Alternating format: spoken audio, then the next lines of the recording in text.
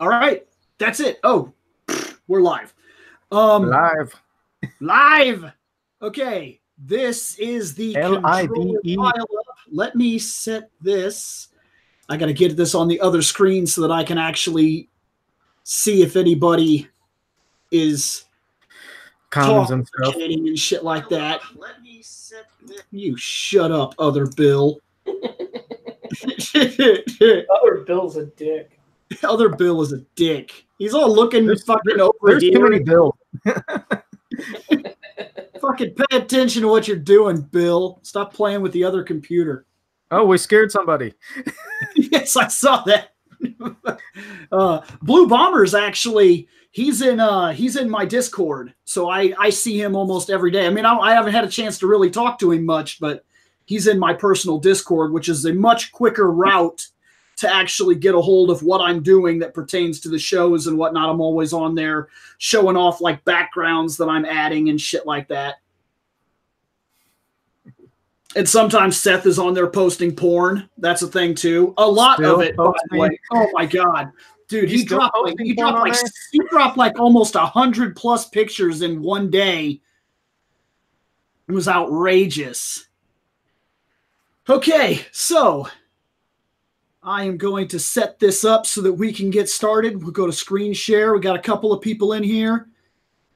Share my entire screen.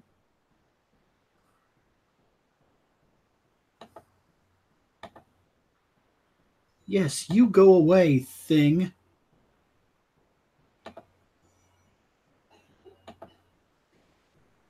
It's fighting with me.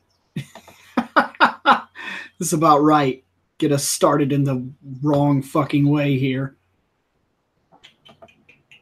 Okay, I can't seem to share the screen. So, okay, look, here's what we're here to do. We're here to talk today specifically. Let me get these set. We are going to be going over NES Must Plays, like games that you absolutely can't pass up. And we are going to go over the console cost debate as to what we think it's going to cost and what it's actually going to hit you if you choose to do this. If you choose to go and buy both consoles. Like me and Shane have this habit of buying both consoles. Mm-hmm. And then we also, once again, have to talk about Tifa's boobs. Again. It's never ending.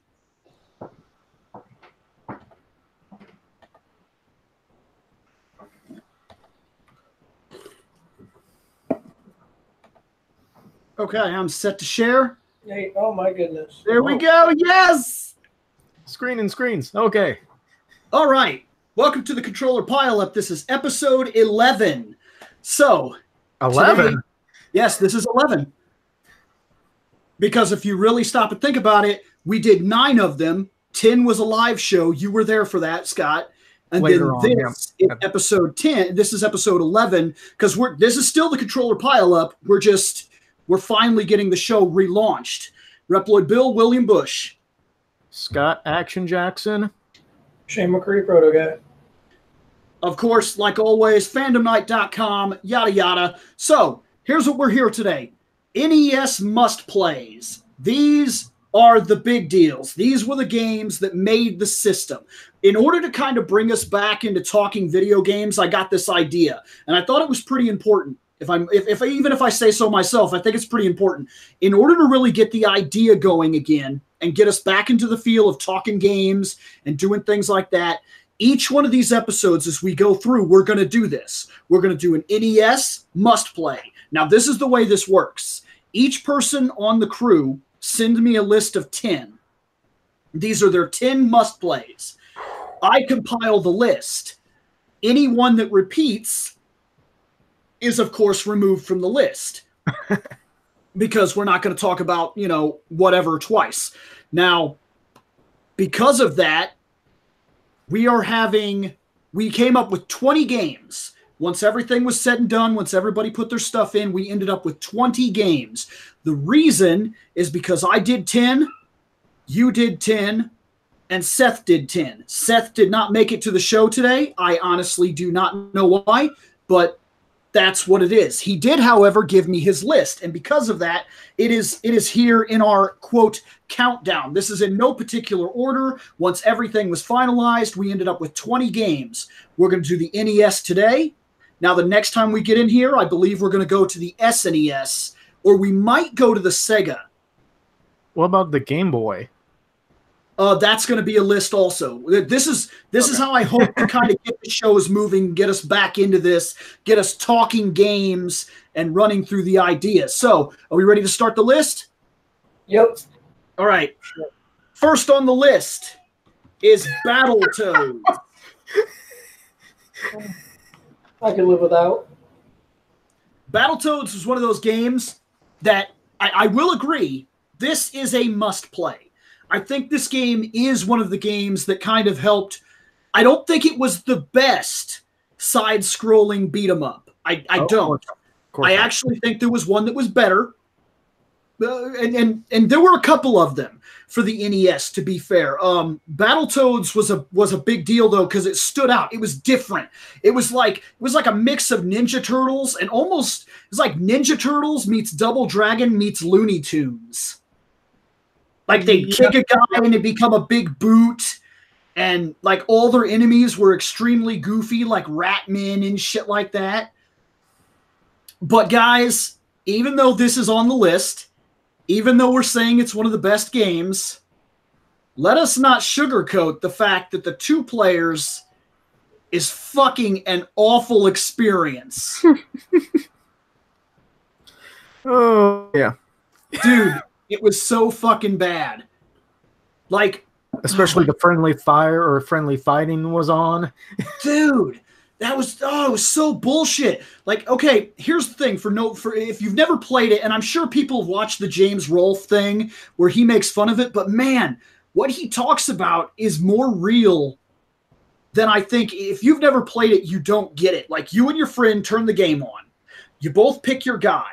Now, in other fighting games like this, there is friendly fire. You could sometimes turn it off, you sometimes can't. Like in Golden Axe, friendly fire is there, you cannot turn it off, you have to deal with it. You have to learn that I'm going to watch your back, you're going to watch mine, we need to learn how to work with each other because I will accidentally kill you.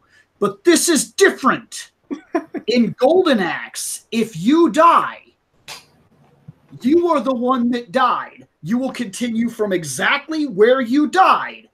In this fucking game, if I die and you still have like 1 heart left, we both go back to the fucking start. Yep. I don't just come back in that spot where I died. We go back, and it doesn't refill your fucking life. So chances are you're going to die next. And we're going to, guess what? We're going to fucking go back. It's so irritating. This game is so awesome, but it was such a hardcore pain in the ass. It's a double-edged sword. Yes. Oh my God. So, that's on the list. Next game. Castlevania 3, Draculas Cursed hit the list. This game was awesome. Did anybody else play this? Am I the only one? Or did you play this, Scott? I don't know. I mean, I probably have it somewhere on like some of my system things. But it probably just, for me, it just feels similar to Castlevania probably. So okay, it goes back to the Castlevania 1 style. But it increased the amount of difficulty, without a doubt. Now, the cover is actually kind of crazy because it actually does show you elements from the actual game. You get 3 characters in this game. 4, actually. You get Richter. Okay, yes, you get Trevor. But you come across this lady who's like a magic woman who, in this game, they changed one thing. You get the one main map.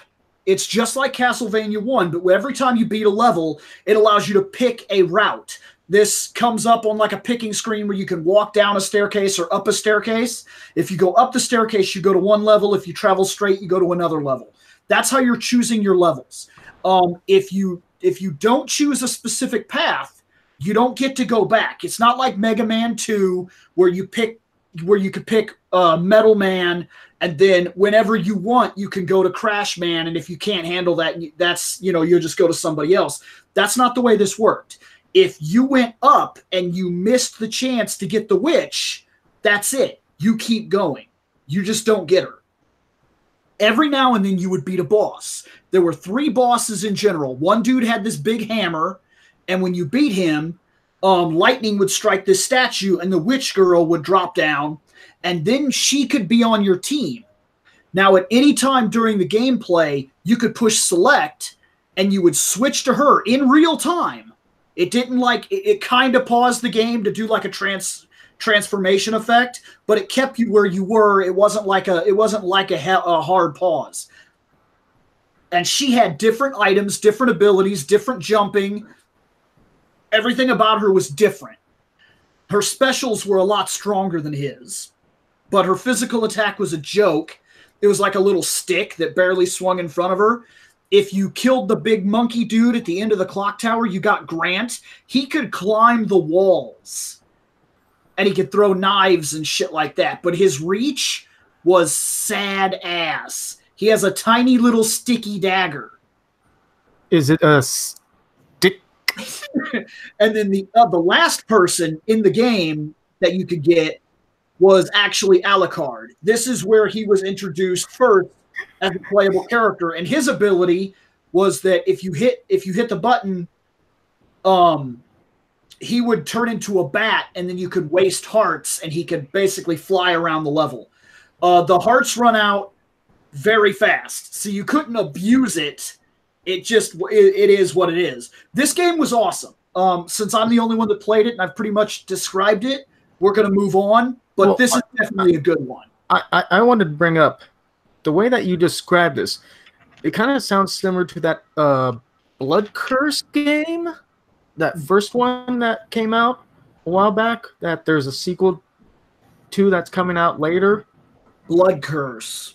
It plays similar to Castlevania. You've played it on the Switch and stuff. I think Seth got it. Oh, are you talking about the new Castlevania on Yeah, that's not called Castlevania. So. Yes, it does. It plays very much like that. It plays very much like that. Has like 4 characters, I think. Yep. The only difference here is that if you got the witch and then say you went to Grant and you got Grant, it would make you choose. If you took Grant, the witch would leave and you wouldn't have her for the rest of the game. So you could only ever have one partner, where that game you get 4 and you run through the whole game, and it's pretty cool. But yeah, it does play a lot like that. So that, yes. Next, Contra. Dude, Contra is, there are aliens. Contra. There are aliens and bad guys invading your world. And Arnold Schwarzenegger from Commando and Sylvester Stallone from Rambo have to team up to shoot everybody. Like that's basically what. I mean, look at the fucking cover. No, they're stunt doubles. Look at the cover, man. It's so blatant what they were doing here.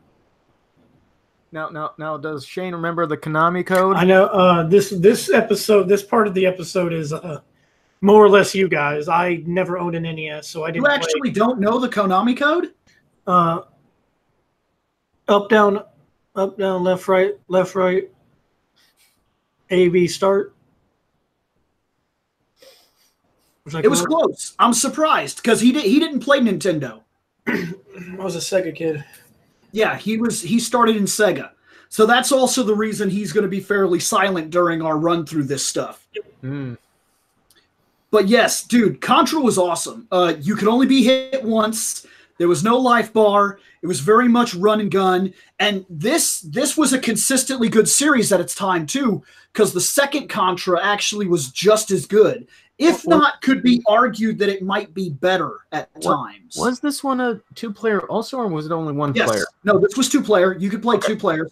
And it had that, remember after you beat the first boss, it like went 3D? There was like that, it wasn't 3D, but you get the idea. You had to run through the corridor, and all those guys were shooting at the screen at you, and you had to like duck and dodge the little rolly things that came at you and whatnot. Remember that?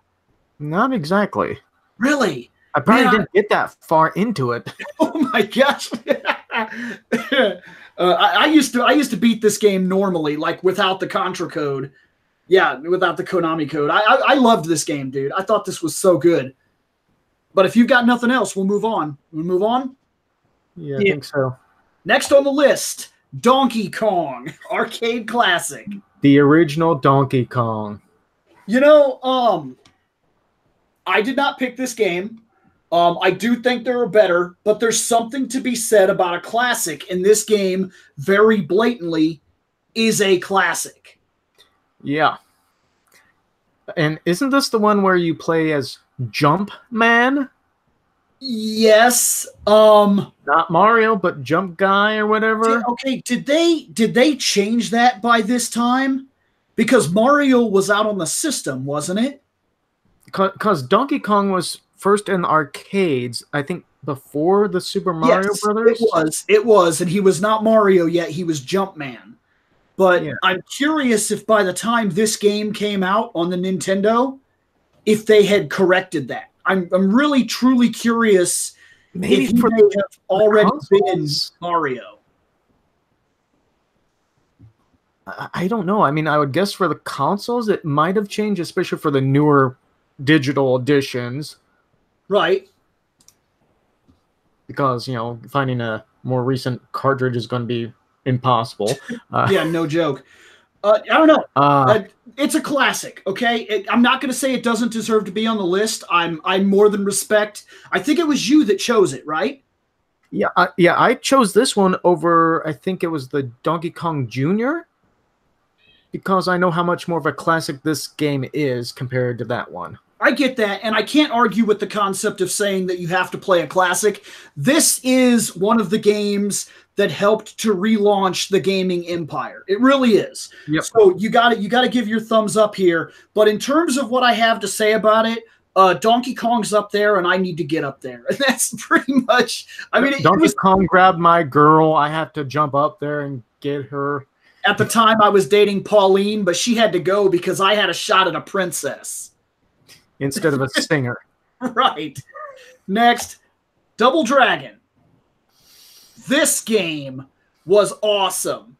Some douchebags punch your girlfriend in the stomach and drag her ass down the road, and two badass dudes come up out their car garage and beat the fuck out of every dumb son of a bitch that happens to be ignorant enough to be on the same screen as them. The only issue I have with the Double Dragon on the NES is that it looked a lot better on the arcade. Yeah, but that's to be expected. The Nintendo wasn't nearly the power of any of the arcade games. It was the closest thing we had at the time. It was a good adaptation of it, but still. Yeah. The thing that I always found kind of crazy about it is that now I don't know the big story. I know what I just explained because that's all we had when we played this game. We didn't have storylines or nothing like that, really. I turned the game on. Some guys punched some chick and walked down the road, and I opened the car garage and kicked and punched my way across the streets any fool that was dumb enough to be in my way. Now, when you get to the end of the game and you save the girl, have you ever done that? I have not, but I heard what happens. When you save her, this is so fucked up. Only one man can get the girl. So the two brothers beat the shit out of each other to figure out who's going to be with that chick. Now, which offers some questions about what's going on with that relationship. Well, I question because I've only seen this when one person plays. I don't know if the same thing happens when it's two players. No, if it's two players, if me and you are playing and we get to the end and we save her, the game does not end until either I whoop your ass and get the girl or you whoop my ass and get the girl. Which once again brings the question, what was the relationship here? Yeah. Because obviously we both want the chick enough to beat I want the chick enough to beat the fuck out of my brother. And he wants the chick enough to beat the shit out of me. And I guess she wants both of us? whoever can beat the ass. I don't know. The end of the game is kind of, it was neat because I didn't see it coming. But then as I grew up, I was like, what was going on? Bill, that's just how brothers are. Oh, that's how brothers are. Okay. She was working both brothers. No, she only would work one brother, and only the brother that could beat it. The end of the game brings up very big questions. I agree. Fucking Nintendo. Next, Dragon Warrior. I love Dragon Warrior. This was my introduction to RPGs. Now, we changed the name. We got Dragon Warrior 1, 2, and 3. They were actually Dragon Quest. So that's out of the way. But on our Nintendo, these were Dragon Warrior. And I'll be honest with you, I like the name Dragon Warrior more than I like Dragon Quest. Yeah. It sounds cooler. It sounds so cool that somebody decided to make a Jason David Frank movie called that. Ooh, and it is glorious. It is one of the best pieces of garbage you have ever watched. I have it, and it's awful. You can watch it. No, I was trying to find it for sale somewhere, and I can't. It's even online I tried. The only copy I've ever seen was at Mega Replay for $1. That is not Hoop Days right there. Hoop Days. The damn thing's still $50. Nobody knows what the fuck that is. No. Just some background. When Mega Replay opened here in the Peoria area, we went to it, and there's this anime on the shelf called Hoop Days. And it's still there. They wanted, no joke, like almost $200. And I remember being like, what the fuck anime is that? And then we all said, nope. And Mega Replay has been open how long now? A few years. I'm going to reference, in fact, we did a podcast when it opened. Yep. Because we talked about it on the show. So it was like 4 or 5 years ago. The same anime, same box is still there at that Mega Replay. And it is now down to $50. And we just keep going. Every time I go into the store, I purposely go find this thing and snap a picture of it and try to figure out if anybody wants to spend the money so we can figure out why it was a $200 anime to begin with. Now, as far as Dragon Warrior... No shit. Let's get off Hoop Days. There was, at one point, I think I've shared this before with some of the group, but at one point I went to a pawn shop and found Dragon Warrior 1, 2, and 3 and bought all 3 of them. Yeah, I saw that. I do remember that you got all 3 of them. Yeah, and I kind of... I don't think they had Dragon Warrior 4 at the time, but I heard the 4th one is like one of the hardest ones to find and is expensive. I don't remember there being a Dragon Warrior 4. I think that by the time that came out here, now I could be very wrong, but I think that was Dragon Quest by the time we got it here. Because I think even Dragon Warrior 1, 2, and 3 were remade on the Super Nintendo even. Yeah, I know on my system with special system, I actually have all 4 Dragon Warrior games on it. So, oh my goodness. Yeah. What? I found it. Oh, Dragon Warrior. Is it Warrior 4? Dragon Warrior 4, yeah, I found it. So what was it for? Was it for the NES? Nintendo NES. Oh, shit, really? Would you like to buy it on Amazon, Bill? They have one left. I just need $3,000. Oh my god, what the fuck? Plus $5 shipping. Does that game suck my dick? Like, what the shit? Dan, you should have checked eBay instead. Dude, I just reasonable on there. I'm telling you, that is... Oh, that game better fucking marry my ass. Oh, there we go. On eBay, we can get it for $65. Oh, that's a lot more reasonable. That's a lot more reasonable. Holy shit. My Dragon Warrior, my copy is still in the original box, and I still have all the manuals that came with it. I have the 2 manuals and the 2 maps. Well, they have that on eBay too. If you want like all that stuff, you can get it anywhere between $160 and $245. And I still won't part with my game. And my Dragon Warrior still holds a save, even now. I can save the game, and it will save. Which one do you have? The first one? Yes, the first game. I still have it in the box with every single part of it. Awesome. Next. Yes.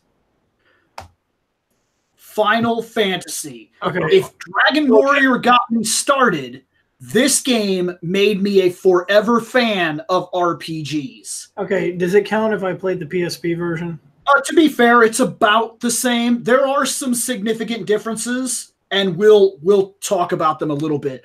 The coolest thing about this game, in Dragon Warrior, you were a guy, one really cool looking dude in blue armor.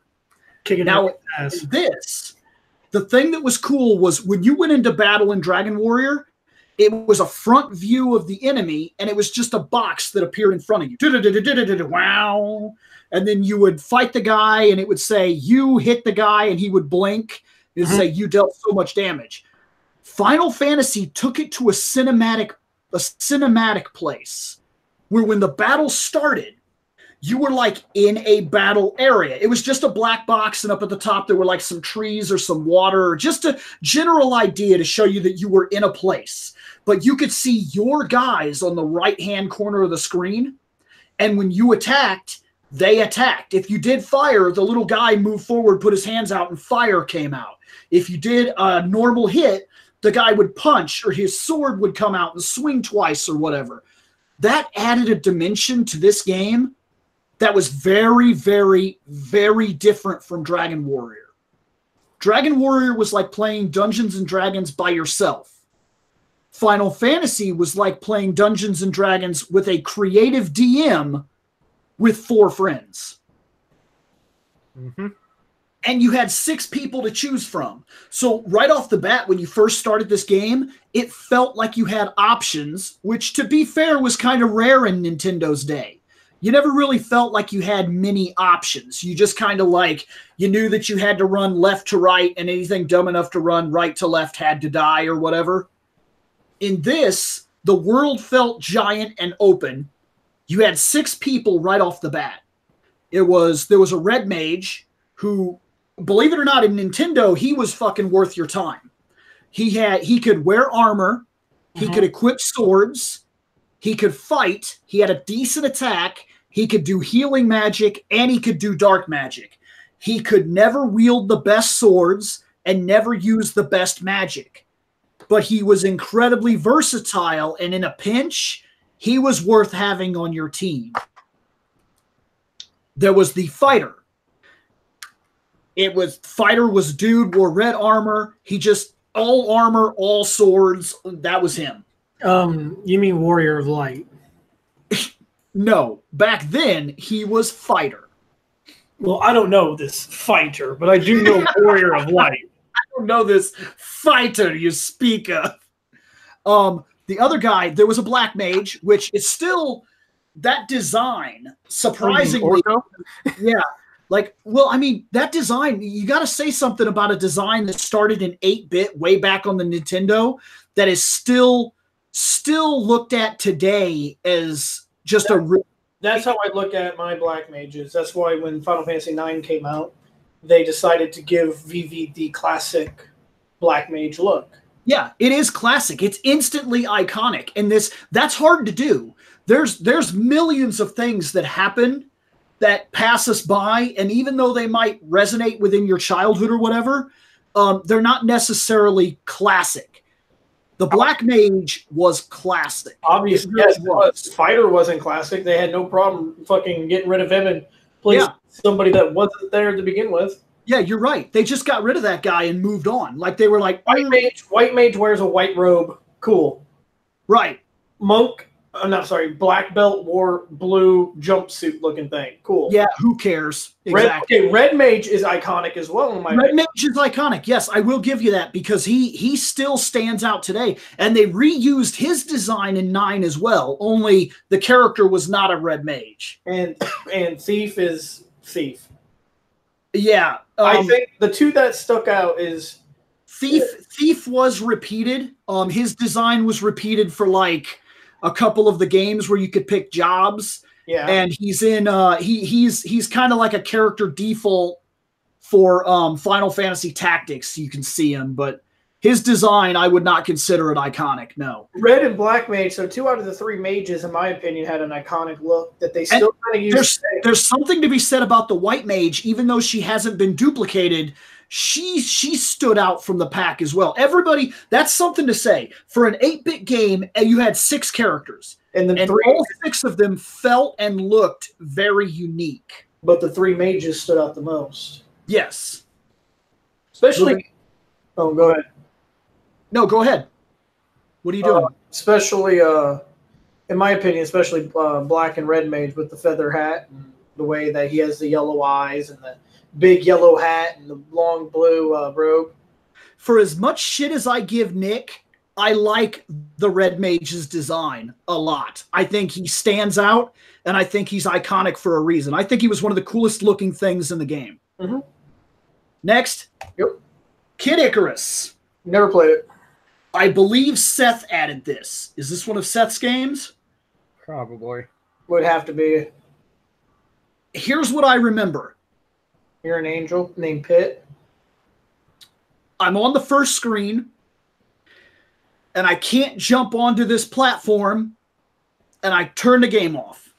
Am I right, though? I'm right, though, aren't I? Isn't his name Pitt? Yes, his name was Pitt. Okay. And he's... Okay, I don't have a high opinion of this game because I didn't... When I played it, I was young. I didn't know what I was doing. I couldn't... For some reason, I couldn't jump on this platform. It pissed me off. I turned it off. And somehow, throughout all the emulators and things like that and all the gaming I've done today, I've never gone back to try it again. So I know almost nothing about this game, except for that he was iconic enough to make it into Smash Brothers. Mm-hmm. I think this is one of the games that are in the Switch's NES freebies for the Nintendo side. For having the Yep.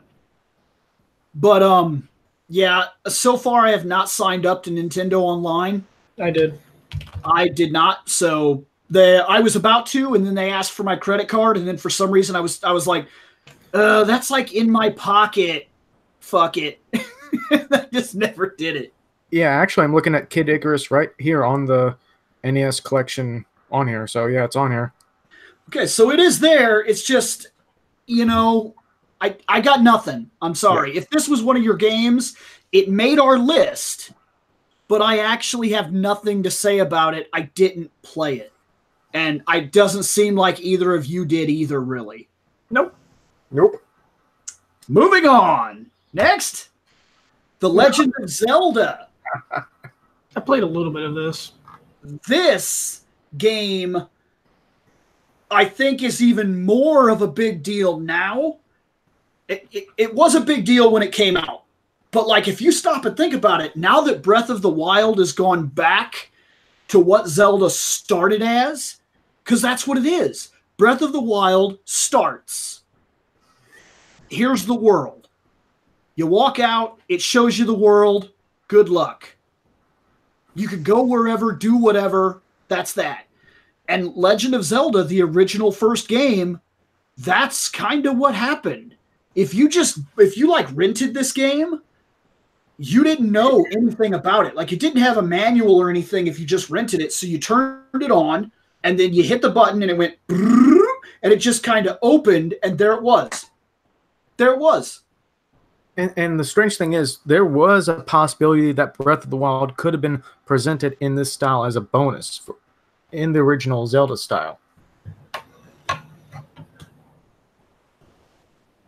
What's up? You said he could have been presented. I'm sorry. I was reading one of the comments because this dude wants to know if I'm nude. I am not nude. They said that one of the bonuses that they could have made but took out was to actually play Breath of the Wild in the style of the original Legend of Zelda game. Okay. This game was kind of crazy for its time. Like, I've heard about people that can actually go through the entire game and beat it without ever grabbing the sword. Like, that blows my mind that the game is designed in a way that loaned itself to whoever was clever enough to utilize its main systems. It built a basis and then just said, let them figure it out. Let them fight. Yeah.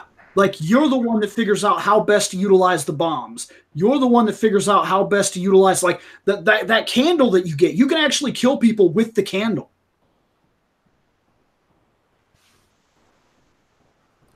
It would be neat to go back and play it. And it is on the Switch's NES library. Oh! He wasn't talking about... Well, Link wasn't exactly nude. I mean, he had a pair of underwear But he on. is right. Link doesn't have anything. Like, you get nothing. You don't have a shield. You don't have a sword. You're just a dude. Like, and if you wouldn't have gone in that cave, because I remember when I was a kid, when the game first started, I don't know why. I guess it was instinctual that many people went in the cave. I remember the very first time I ever turned the game turned the game on, I just walked straight down and went to the first screen and got killed. And I was like, what the fuck? Because I couldn't, and then I turned the game back on and I was like, okay, well, I'm not going that way. And then I went in the cave and the dude was like, there's a wooden sword. And I was like, oh, thank God.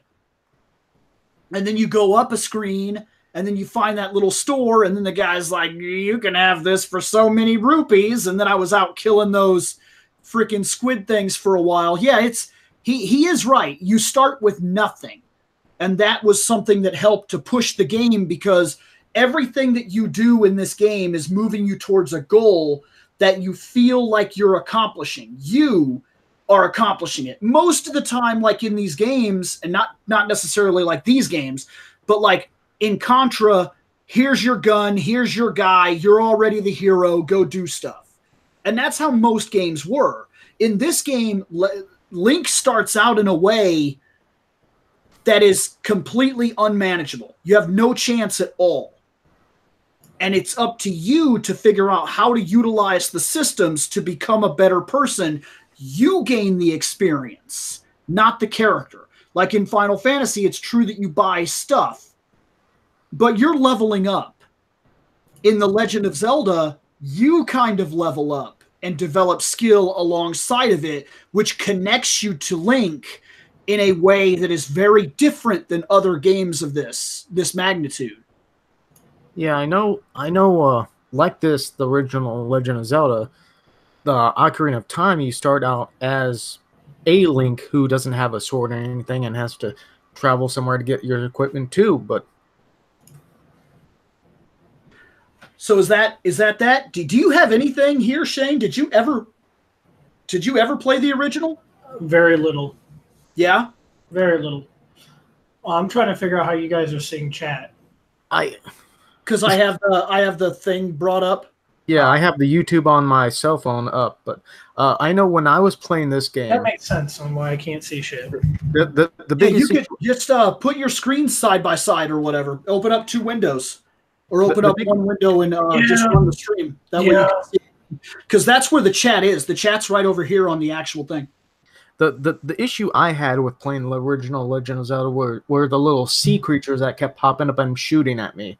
At the start of the game, that's such a pain in the ass. And when you're like, we were young too. So like, it was very nerve wracking because I was a child and it would come up from the sea and shoot these fucking fireballs and it would kill me. And I'd be so mad.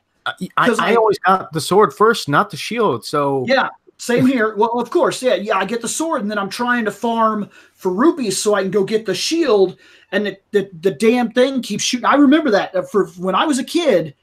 He had me so pissed because he would shoot those little fireballs and I couldn't do shit about it. Like I was too young to comprehend. Like and as you get older, you find better ways to comprehend and deal with things. You just do.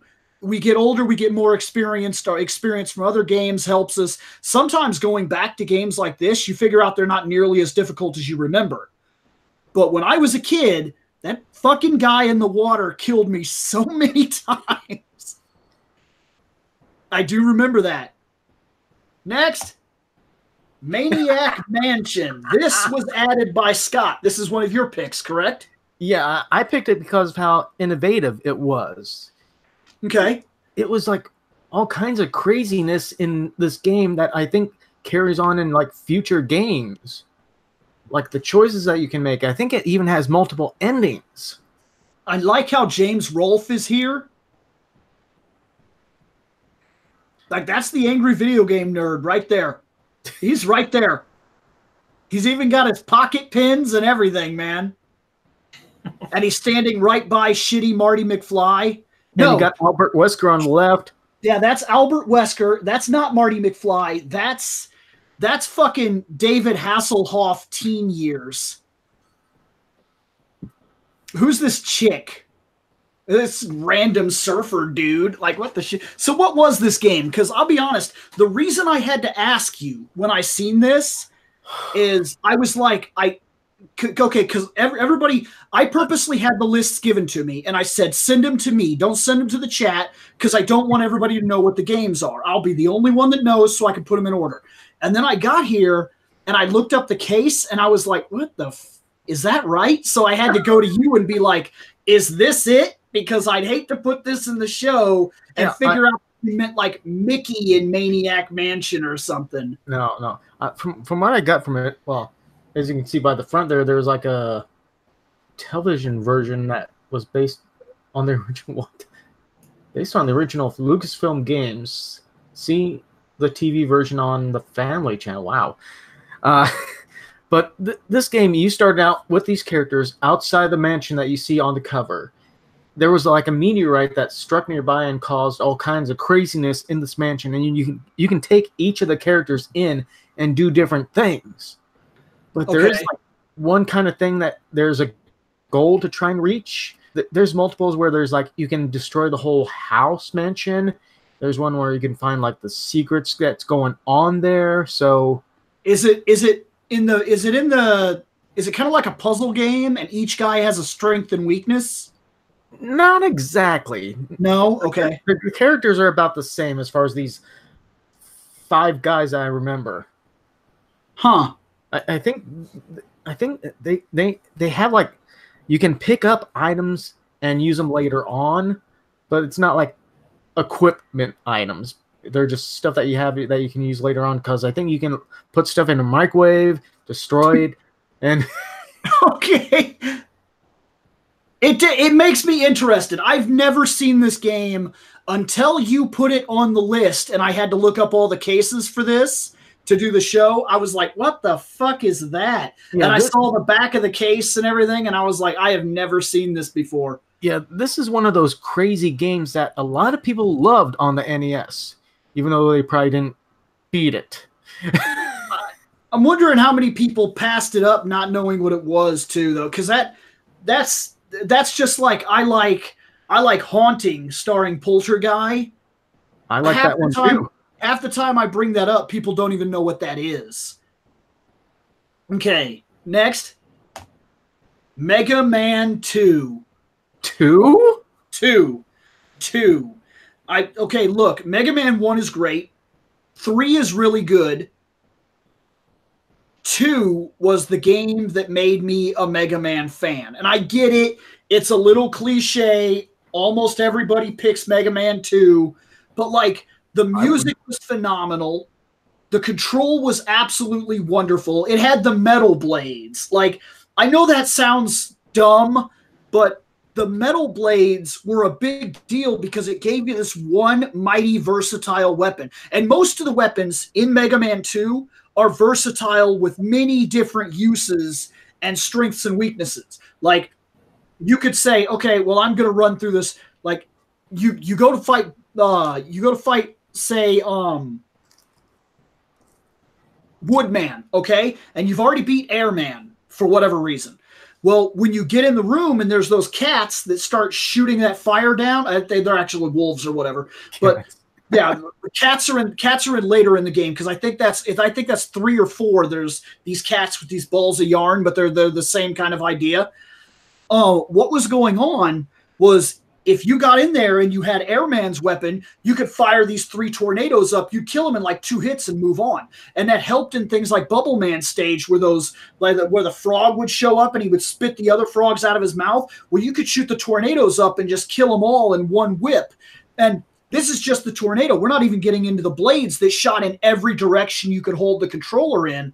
Like, the reason that's a big deal is because when you go to Mega Man 3, the weapons are more gimmicky. Like, I kill Snake Man, I get some snake weapon, and I shoot it, and it's these little green snakes that crawl across the ground and pretty much do no real significant damage to anything in the entire game except for the guy they're meant to hurt.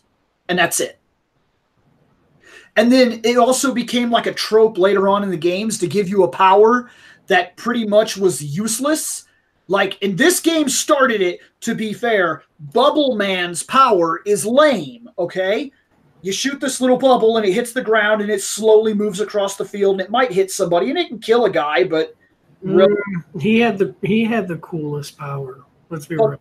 But what's crazy about it is that the last guy of the game is weak to Bubble. Of all the things, and if you run out of Bubble, he's strong versus everything else in the game to the point where you can't actually cause damage. Only the bubble can kill him. So if you run out of ammo, it's game fucking over.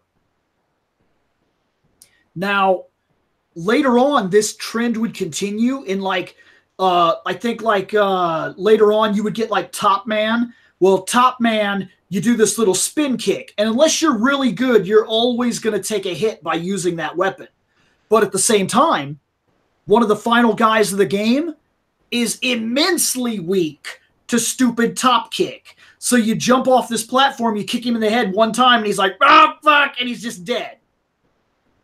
But the whole rest of the game, you're like, this fucking attack is dipshit.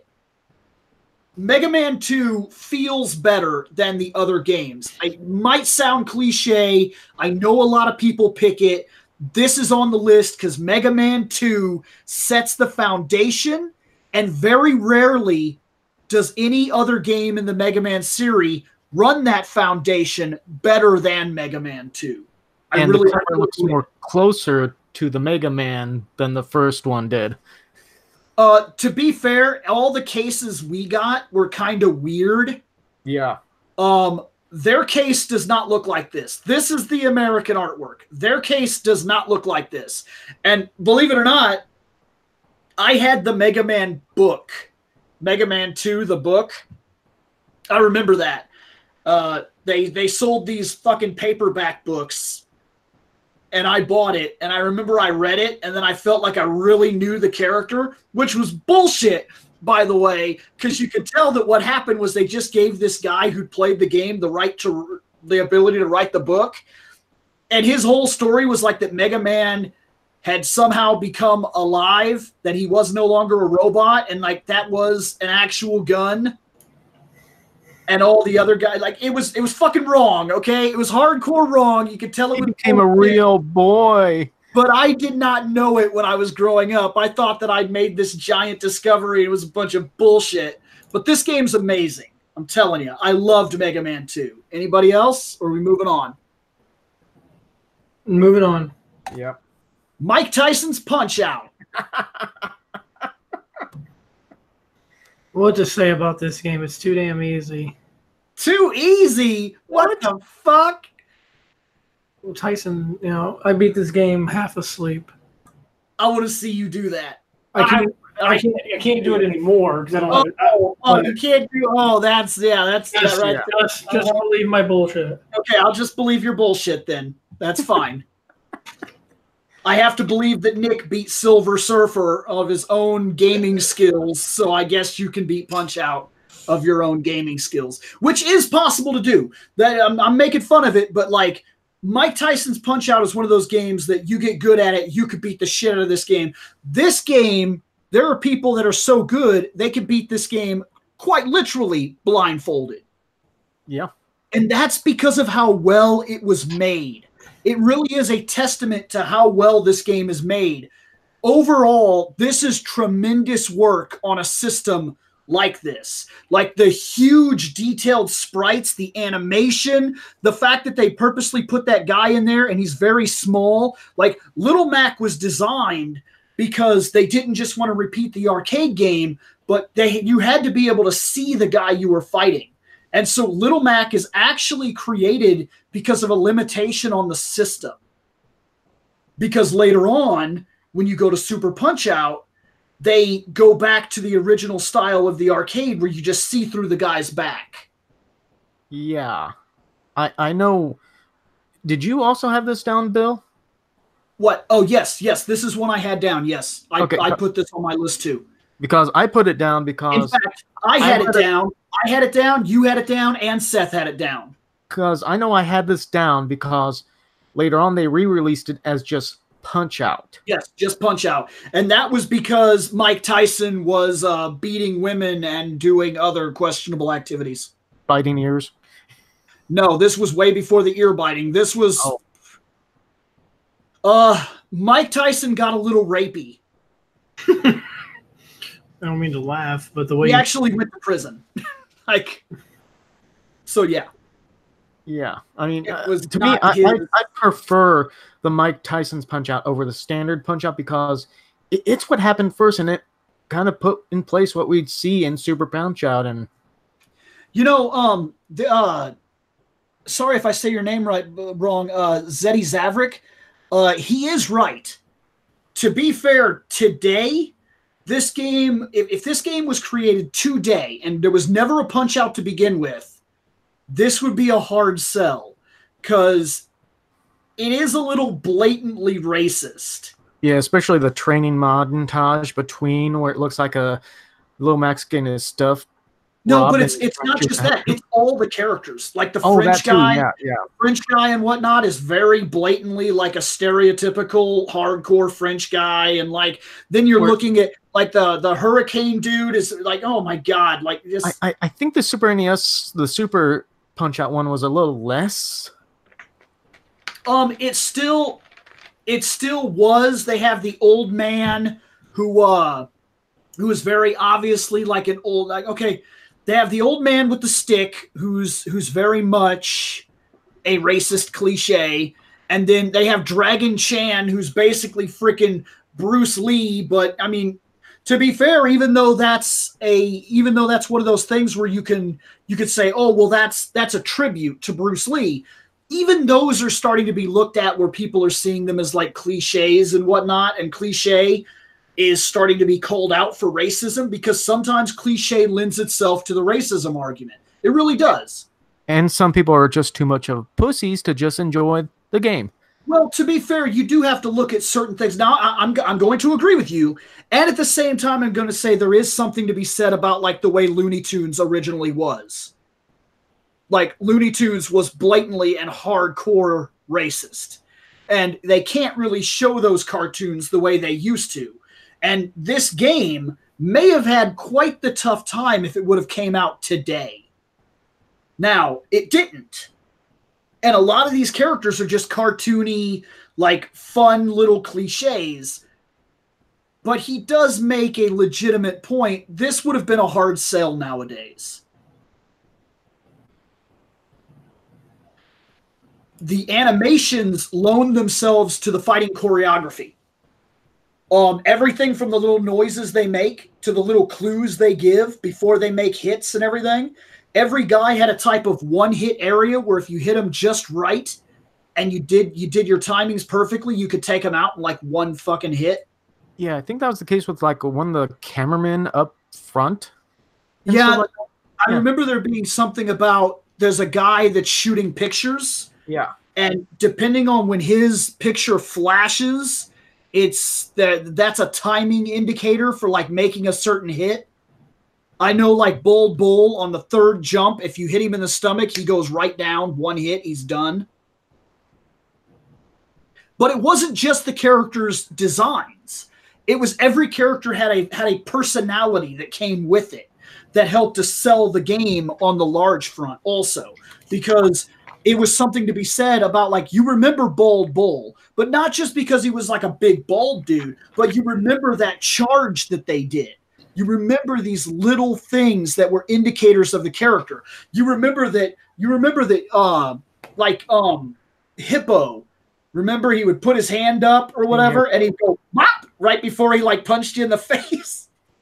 Like, you remember the goofiness of what was being done here. And I think that's kind of one of the things that's helped this game stand the test of time, is that it very much is a living cartoon. And it's amazing that they pulled something off that was this creative, this artistic, and this well designed. Because go back and play some older fighting games and tell me that those survive the test of time, because they... Ring King. Oh my God. Yes, Ring King. Yeah, because Ring King was bad, and it also had where you were recovering and getting a blowjob by your corner guy. Oh my God, it did. Like, and somebody put that animation in there and nobody said anything. Like, nobody that was testing the game was like, that kind of looks questionable right there, what I'm looking at. And nobody said anything, man. Next, Ninja Gaiden. I did not put this game on my list, and there's a reason. Did you? How difficult it is? Did you put it on your list? Not me. This was a Seth game. Now, I'm sure Seth could defend this. And to be fair, he picked a good game. Ninja Gaiden is very good. However, this game is not hard because it's challenging. It's hard because it's broken. Like, enemies spawn in at random junctions in the worst possible areas ever. Like, sometimes you can kill an enemy and he respawns instantaneously. There are certain jumps in the game that the only way you can make them is quite literally by luck. Like, the game is broken. I was going to say, you talk about bosses appearing instantaneously and randomly. You could say that about the RoboCop movie game along with the Batman movie game. I actually don't remember Batman having the same problem as this. Like, okay, like they set you on a pillar, and there's these guys running at you, these soldier guys.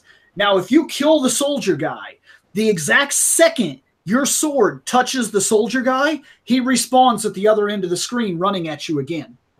Like, it is so instantaneous, it's unreasonable. And though people are good enough to beat this game, I actually feel like this game, design-wise, was broken.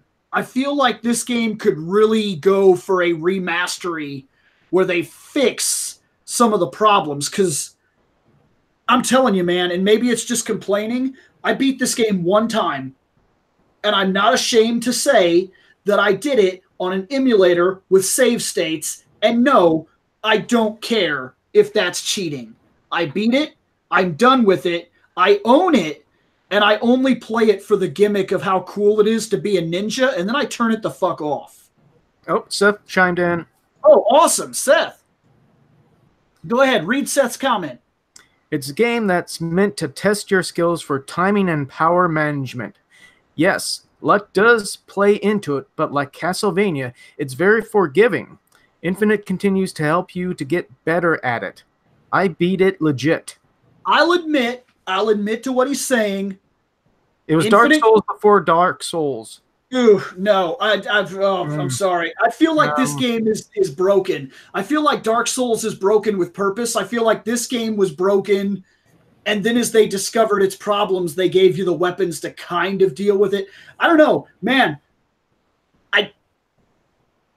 It's just me. Look, I'm going to be honest. It could very well just be me. I do like this game, but I see it as a game that did not age very well. And while I would say I agree with him, this game deserves to be on the list. First off, it had cutscenes. That was a huge deal for its time. It was mind-blowing that the game had legitimate cutscenes. It had high course animation. The game looked great. The music was amazing. It was incredibly fast and responsive.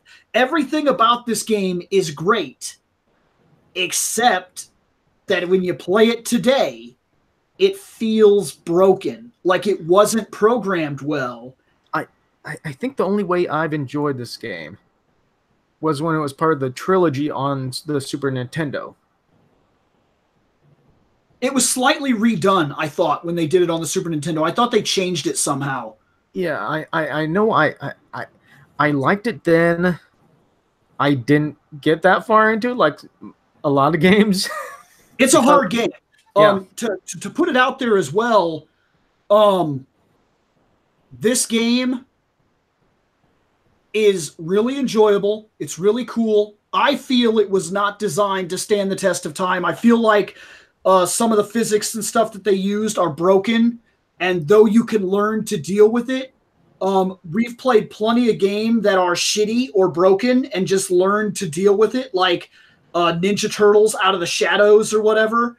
That game is horrifically broken, but if you're willing to learn how horrifically broken it is, you can deal with its shit factor and beat it, in which me and Seth beat that game because we're fucking dumb and we had nothing else to play.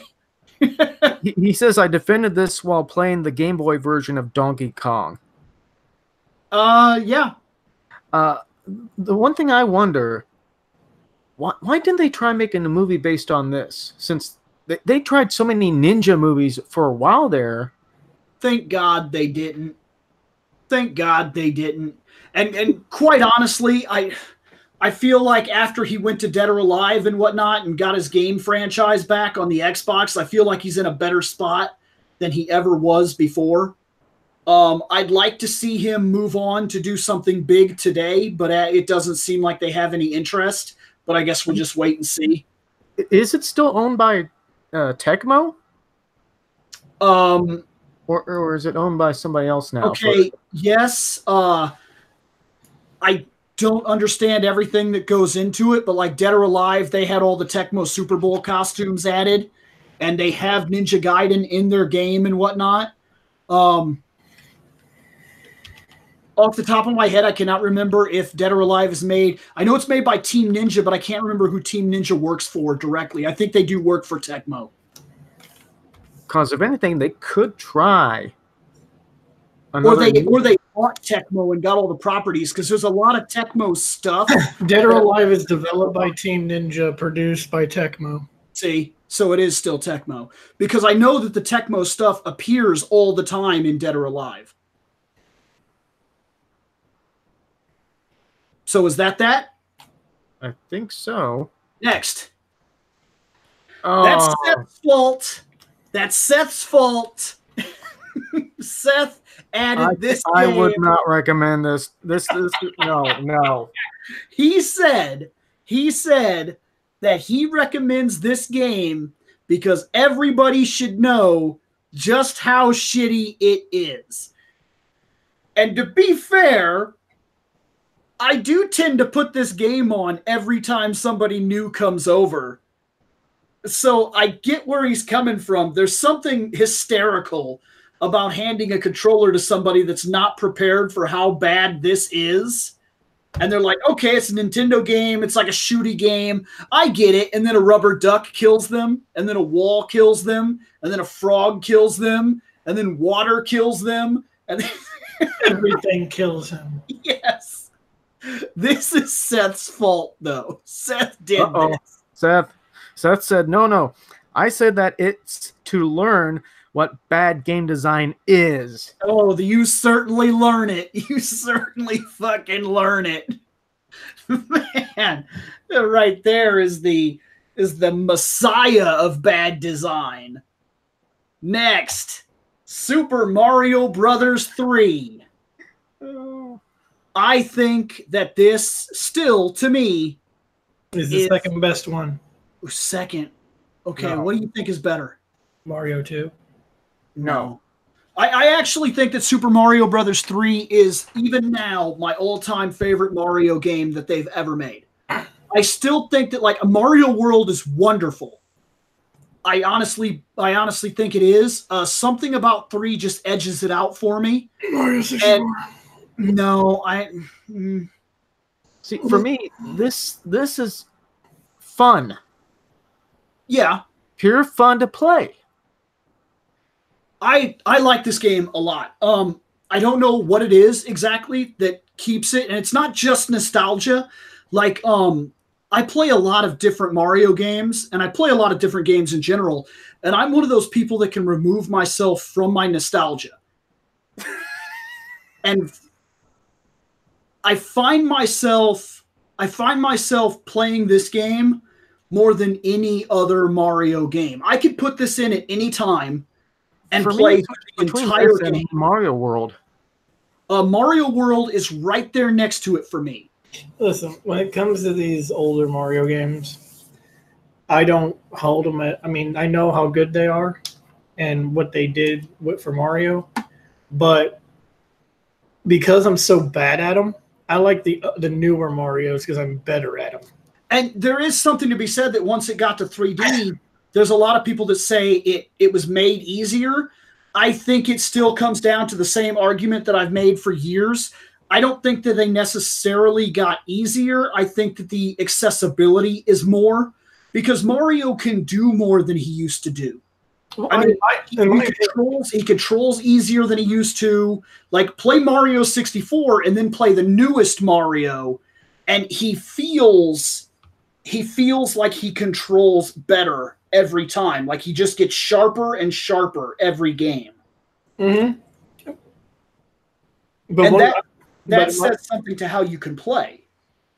And I think one of the best Mario games ever, and I'm not joking because I actually got to play it when I owned it, was Super Mario. Super Mario Sunshine. Sunshine. It's that game. I think that game is horrifically underrated. I think it's actually in my opinion, I think it's one of the best Mario games. That's something to be said about Mario. Now I would not do that episode without Seth. I think there'd be a true episode in Mario games and how they all stand against each other. Like, what one is the definitive best game? Yeah, we should say that for another episode of just Mario that's without games. a doubt a Seth game. Because Seth, that's our Mario guy. I play Mario. Seth plays Mario. Next. Super Mario Brothers. Hey, look at that. This game, look, for a lot of people, boo on you, Seth. Boo on you. For a lot of people, this is where gaming started. Yep. It really is. Like, I can remember the first time ever that I learned the foundation of what a video game was. Nope. It was Mario. I remember figuring out that there were secrets. I remember figuring out that you had a goal to get to the end of the level. I remember figuring out that it was challenging, but somehow fun. I remembered that you had to learn how to utilize your abilities, whether you get big or whether you need to be small, because that works better. Firepower. It was the first time I ever discovered a secret, like where I jumped up on the thing and got above the level and then found the warp pipes. Like, I did that. I didn't look that up. I didn't find something that told me it was there. That was something that I discovered just by playing the game. And it kind of opened my world into what video games were and could be. And while Mario opened up your eyes to what games are, right? His 90s rival is what opened my eyes, Sonic.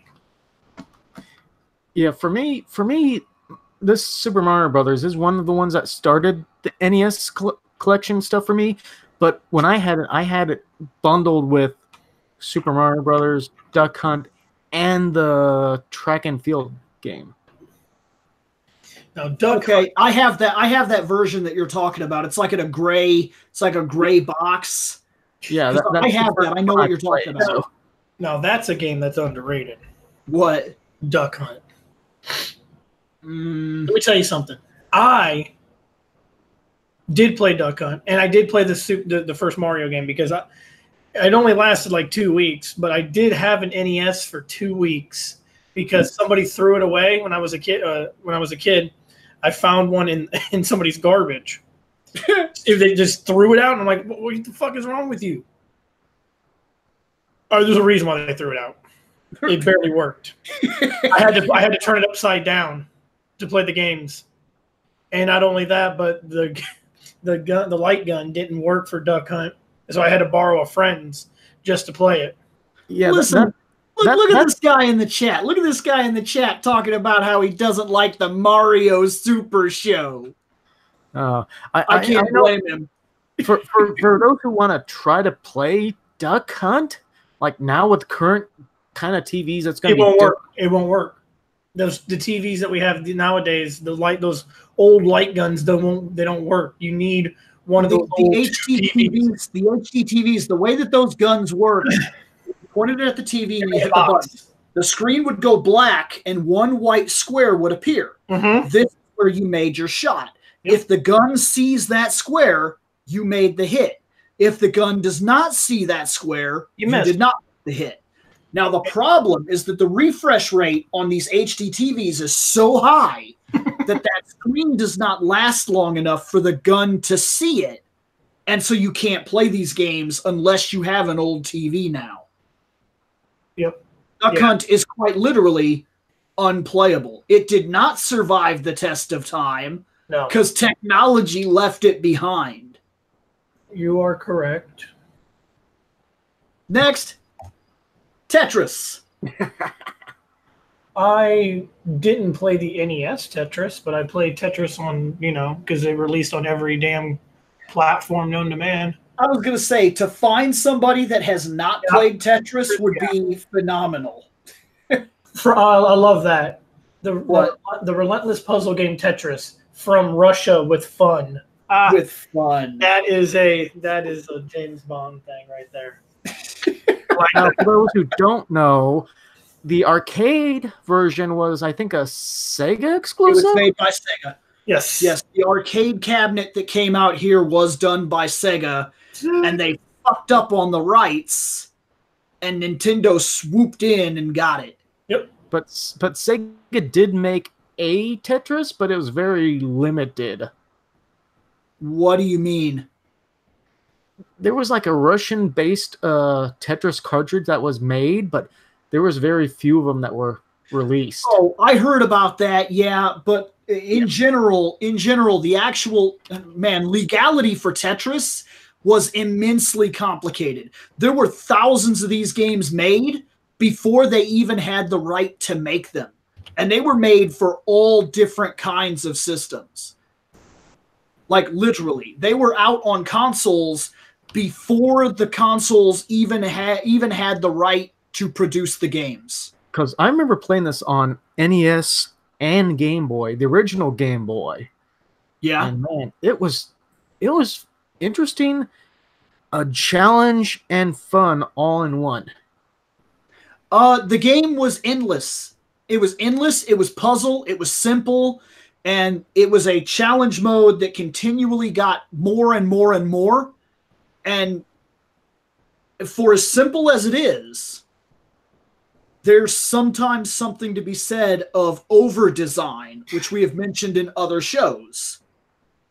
This game was not over-designed, it was just right. And they've tried over and over and over to make Tetris more than it actually is. And the reason that fails is because Tetris is already what it is. Mm-hmm. It doesn't really need to be more than it is. It is what it is. Did the original Tetris cartridge, the Russian one, did it have a red on the front with like a... And it was made by Sega, correct? Like there were, man, this is so fucked up because Tengen released one of them. Yes. There was a gold cart. There was a normal gray cart. There was a black cart. There was a blue cart that was produced by some other company, I remember. Well, if the red one is with the red label on the front, if that one is the actual Russian cartridge, what is it? So 8 years ago, it was on sale for $1 million. Woo! There you go, Scott. Just take out a loan, man. Yeah, no. Oh, I'm seeing like there's like because Tetris came out for everything. Like there's no way no everybody who's played games had to have at least played Tetris at least one time. Yeah. And Tetris was on everything. Even for a while when I remember my first flip phone came with Tetris on it. Shit, I played it on Game Boy too. Yeah, it was on Game Boy. I had it on freaking everything, man. This game is universal. Next, Tiny Toon Adventures. No, never played it. So surprisingly, and Seth is not here. Seth added this game, and until he said it, I'd forgotten. But damn it, I remember Tiny Toon was a good fucking game. This game was fucking good. Like, way better than you would expect it to be. Because as soon as you see it, it's Tiny Toons, it's WB, it's a kid's game, it's a tie-in, it's Konami. Now, this is not a stab at Konami. This is years ago Konami. Konami was a great game company. Even they were not above the fact that sometimes kids' games, you just make them as fast as you fucking can and you make that money. But they didn't do that here. This game is phenomenally good. Way, way, way unexpected. I'm still waiting for Seth to chime in about this if he has anything. We're on a 15-second delay from where we are to where they are. So he probably is just now at the point that we were talking about. Yep, I love that game. But yeah, dude, this game was shockingly good. We moving on? Yeah. Next, TMNT 2, the arcade game. This was as close as we got back then to playing that arcade at home. Yeah. Never played the any. Knowing that they couldn't just copy the arcade game because they couldn't do it. It was literally impossible. They couldn't do it. They made a conscious decision to change parts of the game to work better for the NES. So they added characters, changed certain bosses, and rewrote certain levels to better function with the Nintendo rather than just trying to force the game to work full arcade port because it could not do it. And it's those small little things that they looked ahead that this was just enough the arcade game when we were growing up, but just enough its own property that this game really stood out. And after Turtles 1, this game was the one that got it right. I'm not going to sit here and tell you that Turtles 1 was an awful game. I honestly don't think that it was. I think it has problems. It was weird. I think that it could have been handled better. I didn't like certain things about it, but I'm not going to tell you that it was awful. What I am going to tell you is that Teenage Mutant Ninja Turtles 2 was the first one to say, you know what? Let's take Turtles and just, we'll beat up foot soldiers like Double Dragon and we can play with more than one turtle. Now, if this game would have utilized the multi-tap for its time, because there was one, and only weird games like fucking Nightmare on Elm Street used it, which is really weird. But there was a multi-tap. If this game would have used the multi-tap, this would have been legendary. And this game was so popular that they actually did a direct sequel. Yes, they made a sequel continuing this, which was Teenage Mutant Ninja Turtles 3. Was it something Manhattan? Was it called the Manhattan Project? Yeah, I think so. And that was actually really good. That game I'm telling you, it was an inch away from making my list. I was debating on 2 or 3. And then I was like, it has to be 2. I was like, it has to be 2. 2 is what made everything afterwards possible. And there's something to be said about we went to the arcade and then we went home and played Turtles still. Like, that's a huge deal. And nowadays, it's not a huge deal. It's just kind of something you could shrug about. But the idea that we were playing an arcade game at home was mind-blowing back then. And even though we knew it wasn't as good, it was the arcade game. The only thing that we were going to get close to the arcade game on the consoles was with the Super Nintendo and Genesis versions of the Turtles in Time. Yeah, and even those weren't perfect because we just weren't there yet. But this game was great. Oh, and you could, another thing, this is small and stupid, but it is a thing. You could pick the color style. There was an option to choose comic colors or cartoon colors, and it would actually change the game slightly because the Turtles would be different shades and whatnot if you pick comic book. And this game also had a lot of marketing for Pizza Hut in it. And you know, that's actually something else that's kind of funny because we can laugh at it and kind of walk right by it because today advertisement is fucking everywhere. But back then it was kind of crazy to see something that was in our real world. We knew Pizza Hut and it was right there in the game. Like the little signs in the back actually said Pizza Hut and that made it feel like real somehow. It's funny today because it's not really a big deal. But back then it made it feel somehow bigger than it really was. Even though it was just the corporate empire telling us, eat pizza. Well, pizza. And I did. Pizza was involved with a lot of turtle stuff, so. Mm-hmm. Yeah, but that's because they knew it all came down to business. This was a toy commercial, and who was helping pay for the Turtles? The pizza company. So they were like, what do turtles eat? Pizza. Why? Because we're fucking paying for it. So tell the kids that's what they eat, God damn it. Next. Wrecking Crew. Nope. This game was added by Seth. I have never played this. I think I barely remember seeing it somewhere. And I'm actually surprised I've never played it because honestly, I remember seeing it and I know it's one of those classic games, but I cannot honestly remember ever touching this game ever. I mean, I think I would pick something like Urban Champion over something that I haven't heard of. But that's just it. You didn't pick it. Seth did. So this was one of his picks. I don't know what to say about it. If he ends up in the chat here and says something about it, we'll read off what he says. As it stands right now, I don't know what to say about it. Oh, wait. It's a fun arcade game. It's basically Mario between Donkey Kong and Mario Brothers. Okay. I can't argue with it. I remember very little about it. I know that it's been big enough that doesn't the Wrecking Crew, don't they have an actual level in Smash Brothers? Couldn't tell you.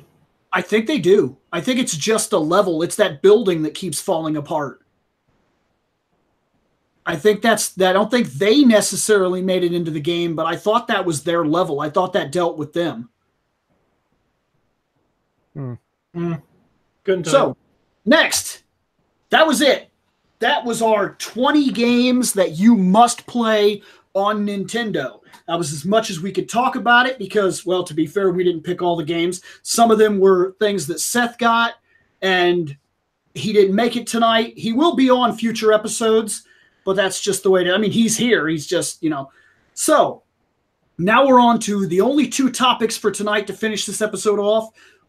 First topic, the console cost. This is what we figure the console is going to cost. And then we're going to realistically go through this and talk about what this is going to cost you, because we're going to make an argument here. And it's one that some people might not like, but it needs to be said. It's a legitimate argument at this point. What do you think these new systems, these new consoles are going to cost? I know I already shared my opinion in our little messenger chat that I'm guessing about $699.99. Right, so you're saying $700. About 700, yes. It will be, because right now in our area, I don't know about anybody else, but in our area, we have a 12% sales tax on entertainment value. So, yes, it will be not only above 700, it will be well above 700. I'm going to go with $199.99. What the fuck? Get the fuck out of here. It's called wishful thinking, Bill. I wish pretty damn hard. I mean, if you want to go as far as $1,999, then yeah, go ahead. Dorothy, you better start tapping them shoes and saying, there's no price like 1985. There's no price like 1985. I'm just saying. I mean, yeah, it's probably going to be expensive as hell, but what they're promising, you know, they want to revolutionize the fucking gaming industry. Okay, look, when they talked to Microsoft, yep, they avoided this question. They were asked, they were blatantly asked, what's this thing going to cost? And then they said, Microsoft is looking to innovate. We're looking to push things forward. And basically that they were on the cutting edge. They just did this big fucking wraparound where they never actually answered the question. They just kept going on and on about innovation and how things are going to move forward and how they hope to change things.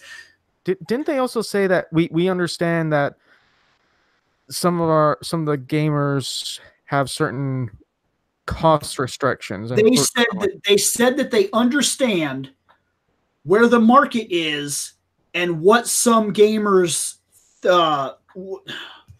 they made a mention that they see that some gamers don't care to pay certain prices and that consoles have been at a certain set limit for a very long time. But then they kept pushing this, but we're innovating, and we want to give people the strongest possible system, and we want to help change the industry and push it forward.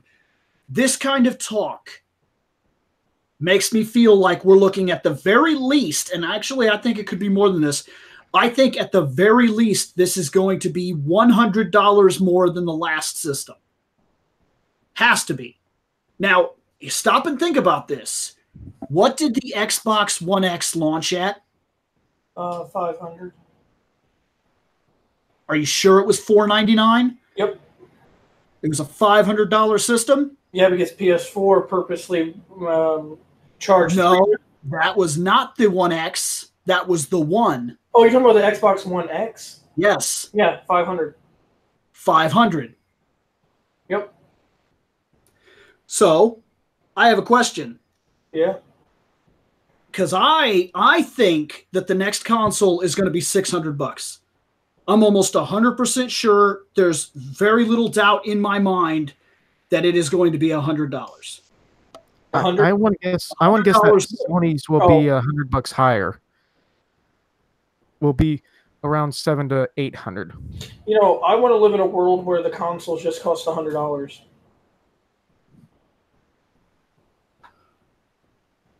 Look, I am almost 100% sure that this thing will launch at $600.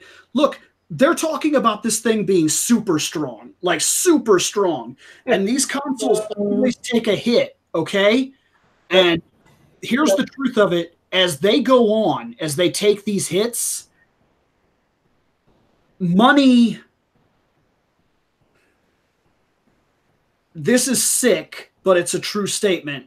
$400 is not what it was 6 years ago.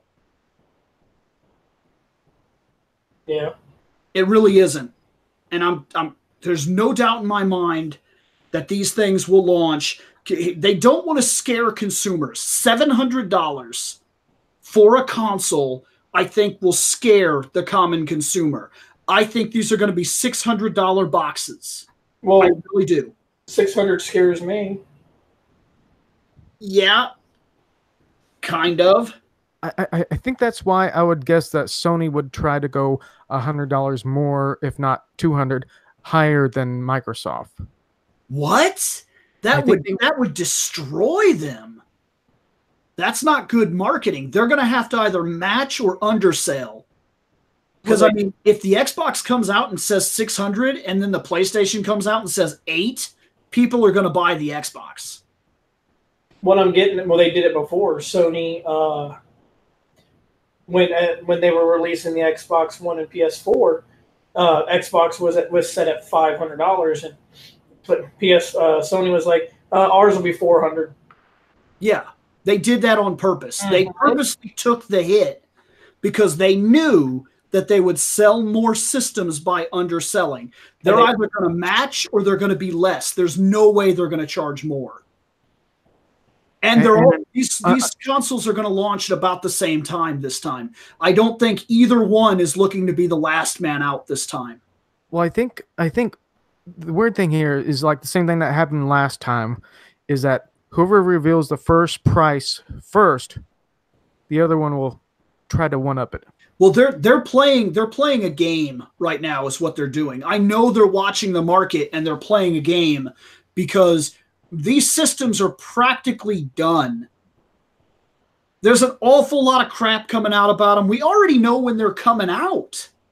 Basically, we know the Xbox One is coming out holiday 2020, but the PlayStation One, we don't know when. It's either going to be right behind that or right before that. Like, I'm telling you, these systems are done. They're done. They're not tweaking things. These systems are done. It's all about producing the systems now. And they gotta get things ready. They gotta get all the shipping ideas presented. They gotta play the market. They gotta do the advertising campaign. The hardware, I'd almost guarantee you, is finished. Now here's something I gotta ask. With Sony skipping E3, I know Sony has their own like event thing. Yes. When is that? What are you talking about? How Sony PlayStation skipped E3, because I know that Sony has their own PlayStation Experience press conference thing that's on its own. When is that set for? I'm not sure. Well, we can always find out. Because I'm guessing if we might hear some about the next PlayStation there if they don't appear at next year's E3.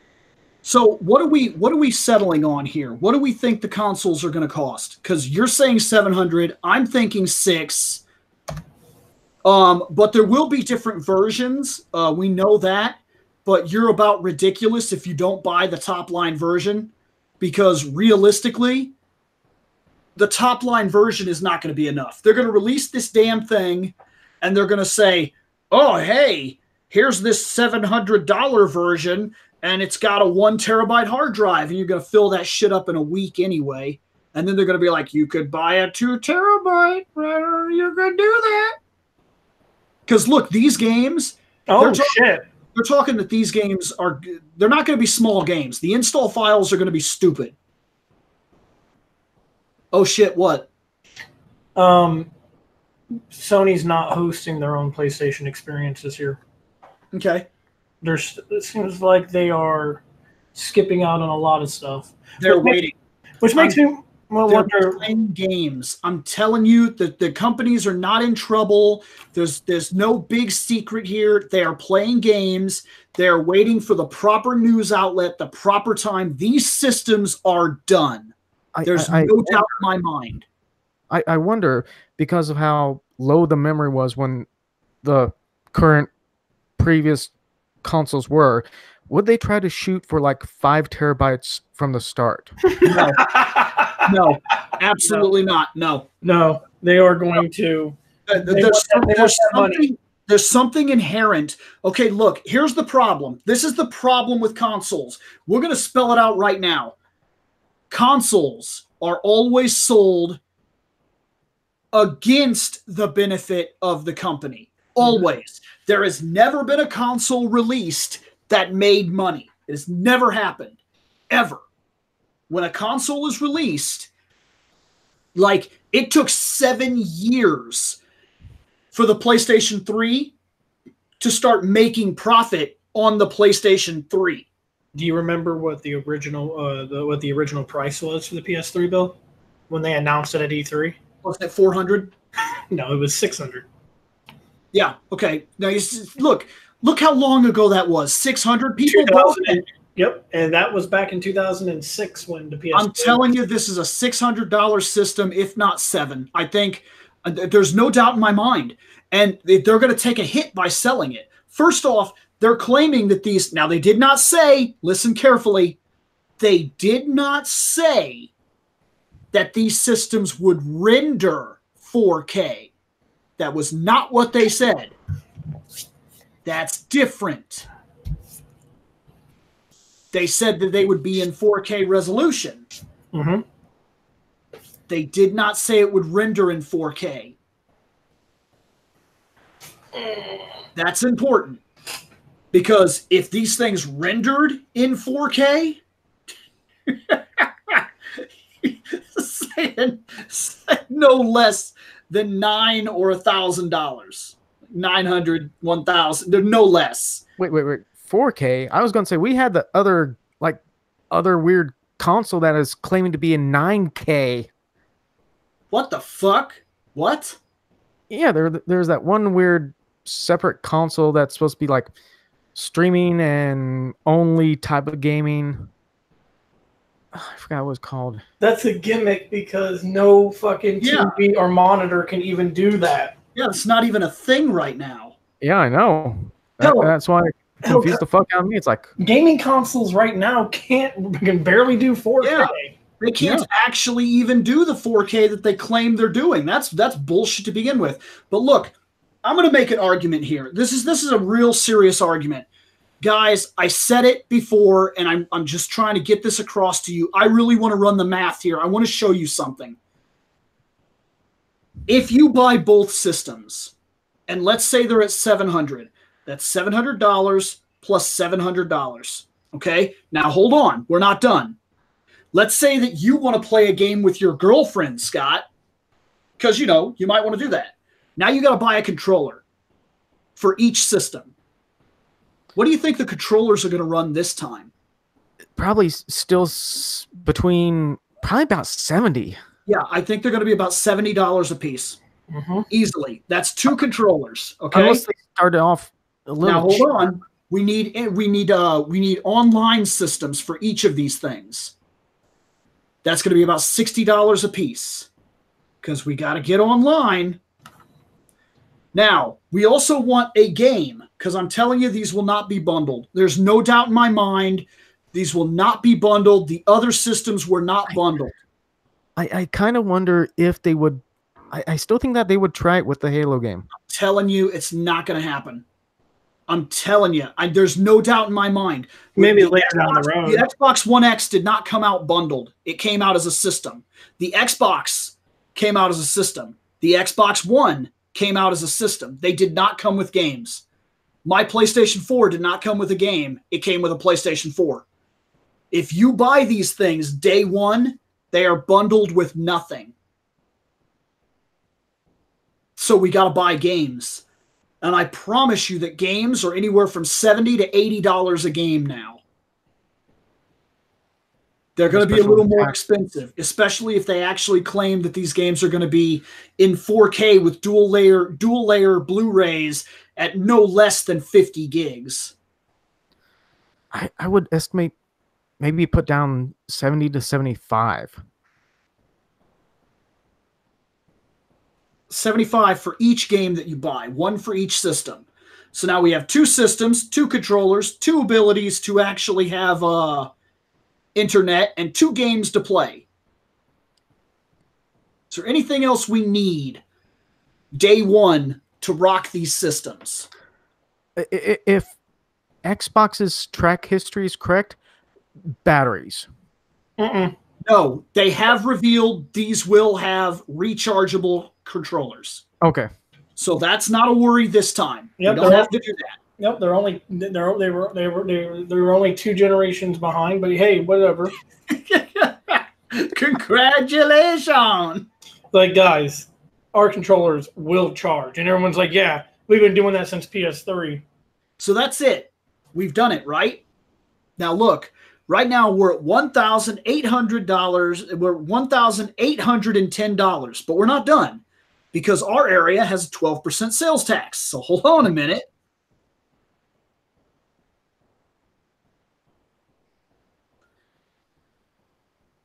Okay, so that's, oh my God, it's $217 in tax. That's nice. $2,027.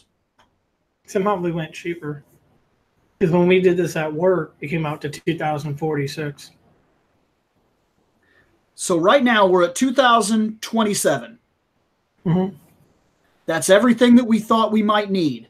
That's more expensive. And the reason it was more expensive is because we took into account that if you had to buy Halo, you had chosen to buy the collector's edition. It did not cost $70. Well, that's the reason. That's the reason it was higher when I ran the math last. So getting both consoles. You can either buy both consoles, or maybe it's time to really think about this. Mm-hmm. Is it? I mean, you're talking about $2,030 to just like build a PC. Shit, my PC cost me total to get it built cost me over 16, and I guarantee you, my computer is more powerful than any of these consoles coming out. I would say stick with one console. But we won't. Because even though they're not really... I don't know about you, Scott, but until this generation, I have always bought all three consoles. It might take me a little time in between each one, but I have always had an Xbox and a PlayStation and a Nintendo, all three in my house. In fact, out there in my living room, I have a PS4, a Nintendo Switch, and an Xbox One X. I have never bought just one system. So maybe that's fine for you, but I think that this is another one of those things that's driving me towards PC. In fact, I don't hate console gaming by any leaps and bounds. I don't. But man, at like $2,030, I could buy a fucking monster. And what's left? Like what's exclusive? Halo? I don't play Halo. I do. And even if I did play Halo, it's going to fucking come out on the PC. It's Microsoft. It is coming out on the PC. So Halo's a no. So what's exclusive? Gears of War would be, but nope, that's coming out for PC. Okay, so what's exclusive? For Xbox, like I told you. What keeps us on the PlayStation? The Last of Us series. Okay, you got Uncharted. If they make another Uncharted. Okay, Uncharted. So far, I can lose both those games, and I will not bat an eye. You can't lose Last of Us. I can. You have to play it. I can lose it. If that Spider-Man game, if those Spider-Man games, they continuously make more of those Spider-Man games from Insomniac, then yes, that game was very, very good. Yes, it was. And it does not seem like it has any plans to hit the PC. No, I think because Insomniac usually deal with PlayStation. Okay, so he was able to name one game that caught my attention. I'm going to give that to him. That was a damn good game. So far, everything else I'm willing to walk away from hands down. Here's what it comes down to. When it comes to Microsoft's Xboxes or Sony's PlayStations, the only console that truly has exclusives is Nintendo. Yes. You ain't going to be playing Breath of the Wild 2 on the PC or on the Xbox. No, yeah, you're right. It's not going to happen. So Nintendo does still have exclusives, which means I will continue to buy Nintendo consoles. Yeah, Nintendo's is the one with the most. Yes, almost all of their exclusives. All of their main series are usually exclusives. So I'm not asking you to make a decision. I'm just putting it out there. That was all this topic was. I wanted to debate what the cost was, what we were looking at, and kind of give you an idea of where my mind has been as to why I honestly think it's time to fucking put together a beast desktop and get the fuck out of consoles. Consoles is becoming a cesspool of fucking funding. Like, it just takes so much money, and no matter how much money I put in, I'm always behind. And to be fair, when it comes to PC, there is something that you don't have to have, but you do have to have for the consoles. Internet.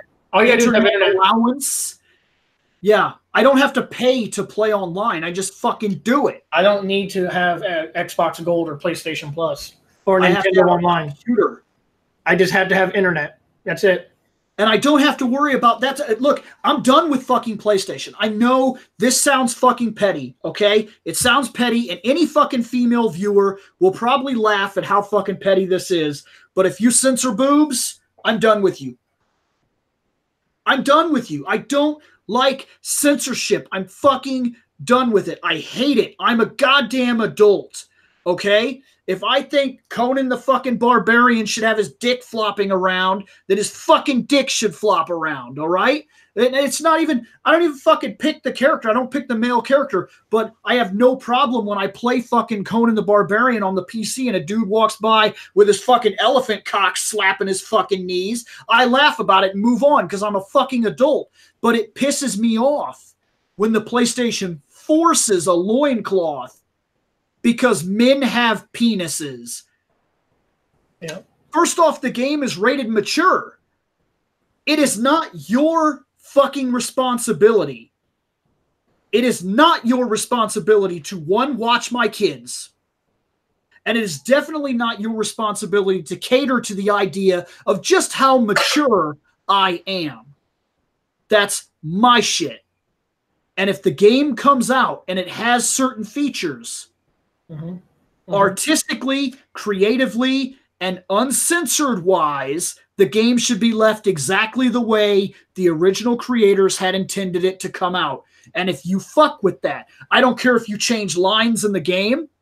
I don't care if you alter costumes. I don't care if you censor nudity. It fucking bothers me. Now, I'm not telling you that we should fucking have games where, like, I'm not saying that certain things should not be censored, because there are certain things that are questionable. Like, I don't want certain games to come over here where, like, okay, let's be honest, this is a fucking Japanese game, okay? I don't want to fuck children, okay? That's fucked up.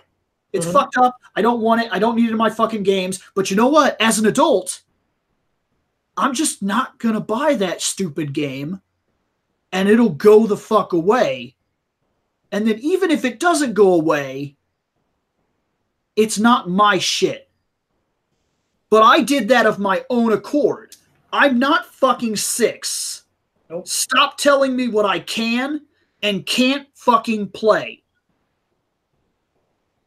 The fact that they do that, the fact that they step in, this is going to sound fucked up. I barely had a fucking dad when I had a dad. I don't need Sony to be my fucking dad. I'm way the fuck past that point. And the fact that they're censoring all this shit and they're getting so fucking anal about everything, I already left Xbox and PlayStation because of the way it's acting. I'm leaving PlayStation. You know what? I'm irritated that they took Dead or Alive Extreme Beach Volleyball 3. And just to put this out there, I don't even own this game. Okay? This is a game I don't even own, but I know that they censored it. They took out certain bikinis, and they removed the wind fan. It was a fan that when it blew on the girls, it caused air to move them. And they took it out because it was inappropriate. You know what? I don't give a fuck what Sony thinks is inappropriate. And the very fact that they want to push it on me makes me leave Sony. So now I've walked away from Xbox. Not of Xbox's fault necessarily. I just kind of didn't get the last console. And I'm not overly excited to run out to get the Scarlet. So I have nothing against Microsoft. It's just that Microsoft is already producing everything they make for the PC, so It kind of makes that system irrelevant, because why?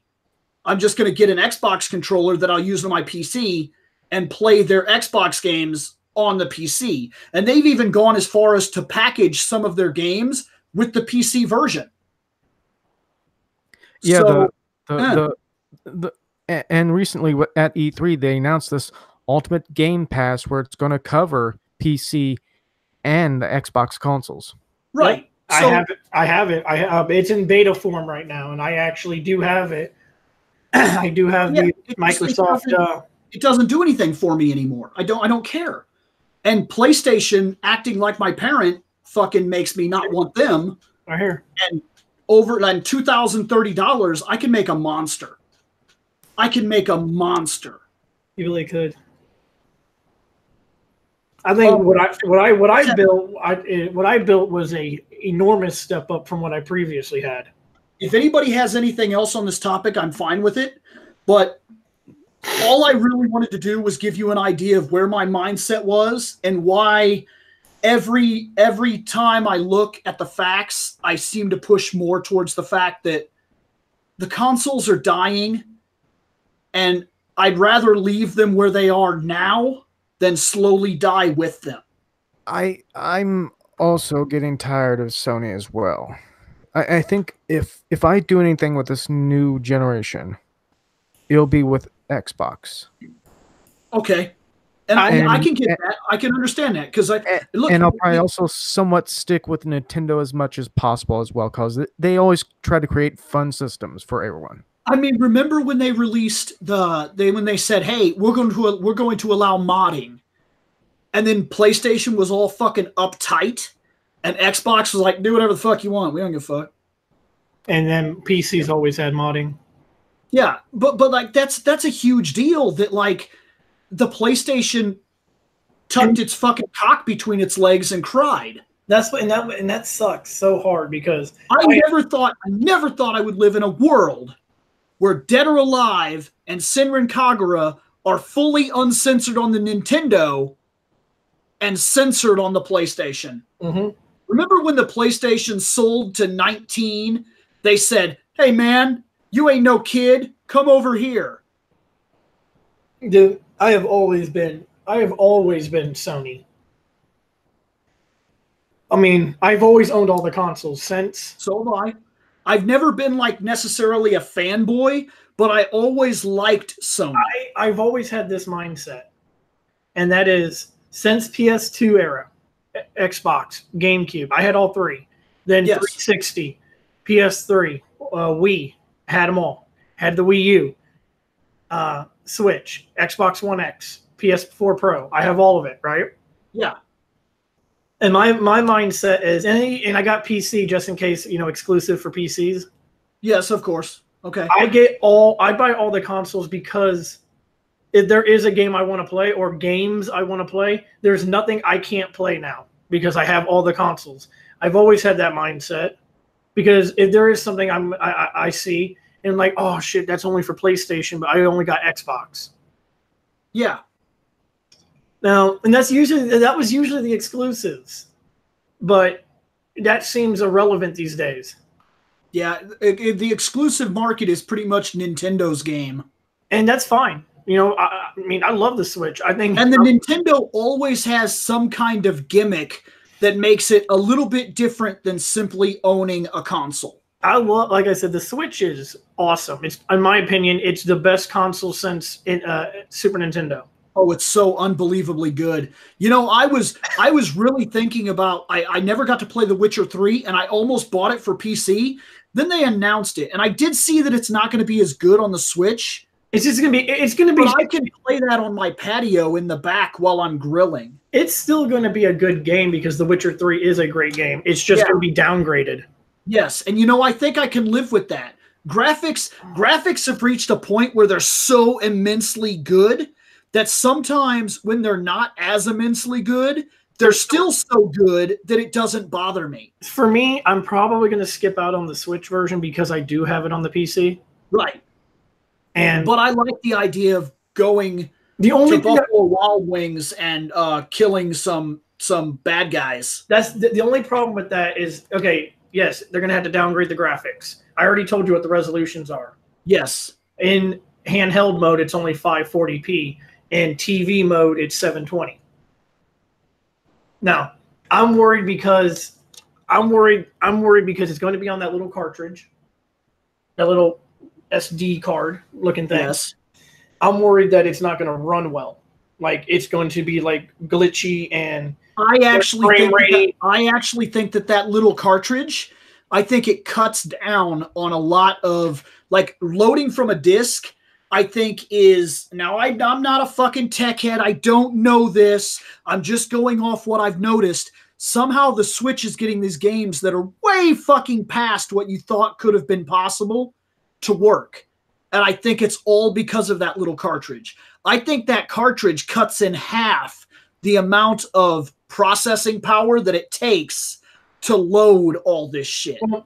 If it comes out and it runs well, I'll be happy. Great. But I think that's it for this topic. I just wanted to give an idea, and like Scott said, he thinks he's going Xbox this time. Oh man, it sucks for me. It really does.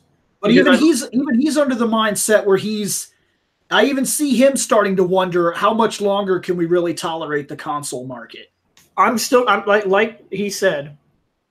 I agree with him. I think I will definitely stick with Nintendo until they give me a reason not to like them anymore. I don't see that happening though, because Nintendo knows what they're doing, in my opinion. So I am going to stick with Nintendo, and I've always been a PlayStation guy. Okay. Ever since PlayStation 1, I've been a PlayStation guy, so I don't know. Let's cut to our last topic of the night in the episode, okay? Alrighty. Last topic. What Tetsu Nomura actually said about Tifa's chest. For those that don't know, and I don't know how you don't know, because Final Fantasy VII Remake is fucking huge and it's getting an awful lot of talk. And one of the biggest topics on hand, at least I wish it was on my hand, is Tifa's rack. Yeah, I got something in front of me on my cell phone that talks about it too. I read the article. What's been going on is Tetsu Nomura was quoted, quote unquote, as having said that the ethics department told him that they had to tone down Tifa's boobs. That is not true. That is not what was said. An article released very recently, in fact, released today at 11 a.m. by Brian Ashcraft.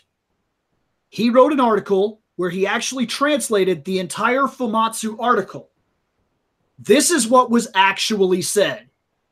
Famitsu. But the clothing was also refined. Nomura. This time, visually, there were things that were made quite real, and real-world clothing real-world clothing and accessories are being used as design references. For example, we're referencing military wear for Tifa's suspenders and martial arts, and biker wear for the gloves. The full-body silhouette hasn't changed from the original image, and from that part, we've aimed to increase the minute details in her design rather than her overall concept design. Famitsu. Since Tifa's chest is large, was there any consideration also given to how rendering was done? Nomura. This is where they misquoted him. This is what he said. First of all, since we wanted Tifa to have defined abs, we made her more athletic looking. And then there were also directions from our internal ethics committee that as not to make even the most intense action look unnatural. It was necessary to bind Tifa's chest. And thus, for her single upper body clothing, we put a black undergarment, a sports bra, with a fitting tank top for a fitness-conscious, sporty design. This would allow Tifa to move and still seem very realistic in all of her movements, as we were told they can't just go crazy.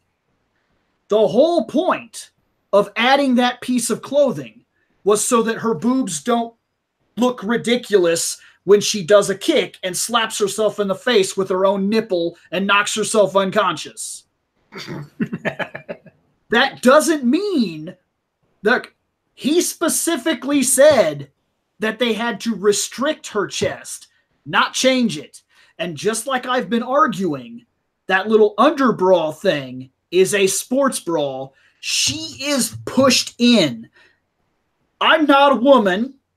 I know that surprises you. I'm not a woman, but I've had an awful lot of experience with ladies. And look, okay, I know when I talk about this, I'm a guy, so I don't get to talk about it from like a reference angle. But I will say, and you know what?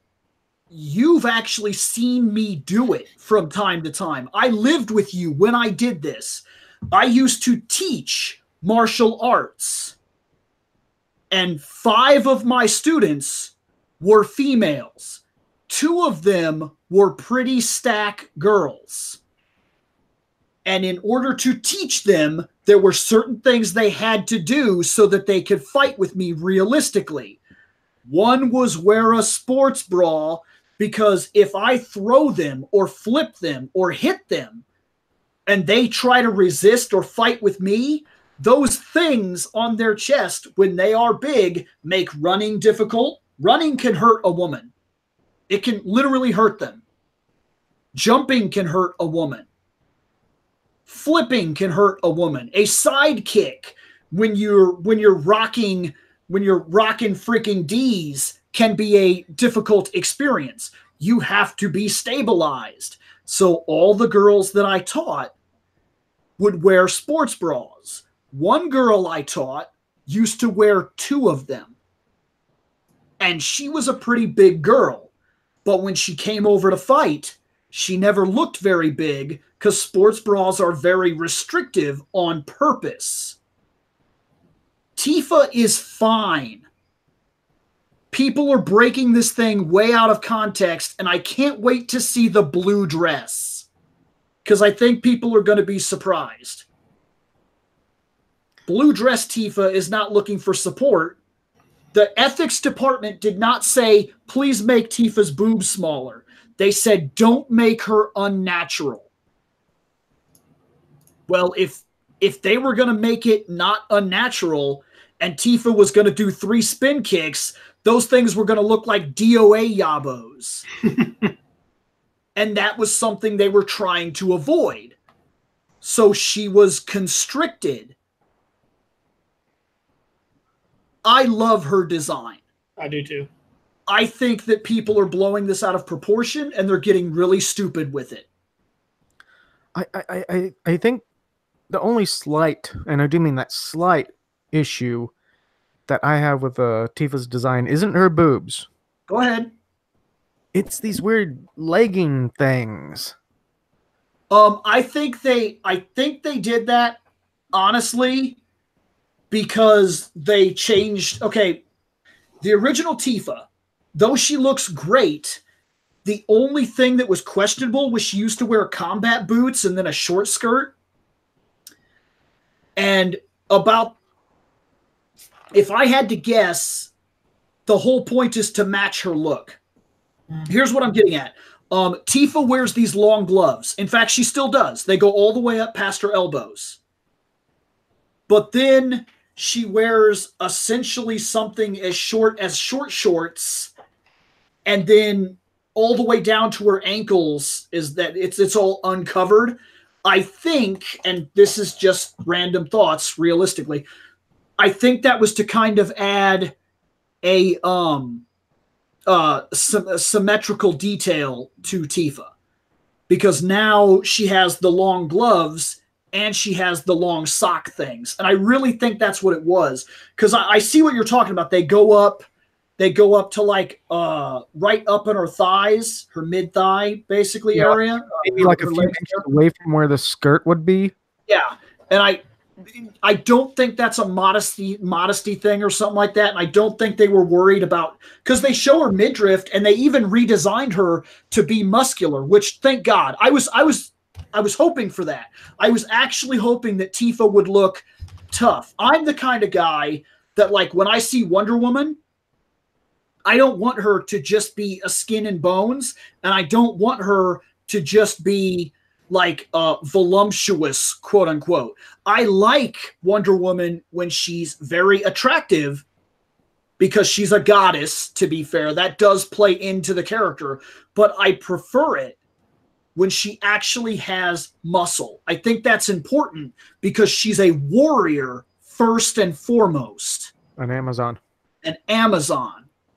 Tifa is a martial artist, and not just any martial artist.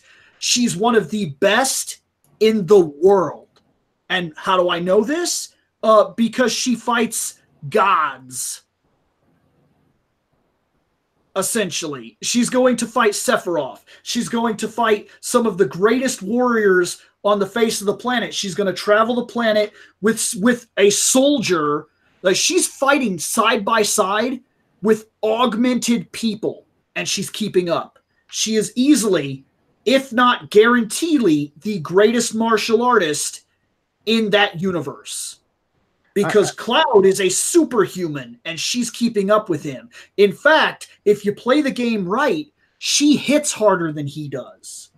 I can understand the double sports brawl because of, like you said, the whole movement and flips and stuff. Right. And that it can, you know, press down and press in the big boobs so that they don't, like, calm your tits. Yeah. And to be fair, realistically, okay, I'm sure everybody's noticed, Michelle has boobs. I'm just going to put that out there. She does. They're like right there on her chest, if you've ever noticed them. Sometimes when she does laundry, she wears this sports bra thing, and I don't like it. I'm being a joke here, but yeah, when she wears that thing, she looks small. Like, it's very noticeable that there is a huge difference between a girl that's wearing one and then a girl that just has a bra. Bill, Michelle's already small. She's about 5 feet. She really is. She's so tiny.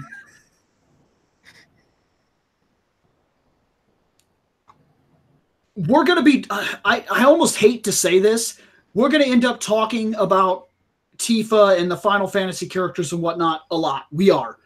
It's inevitable.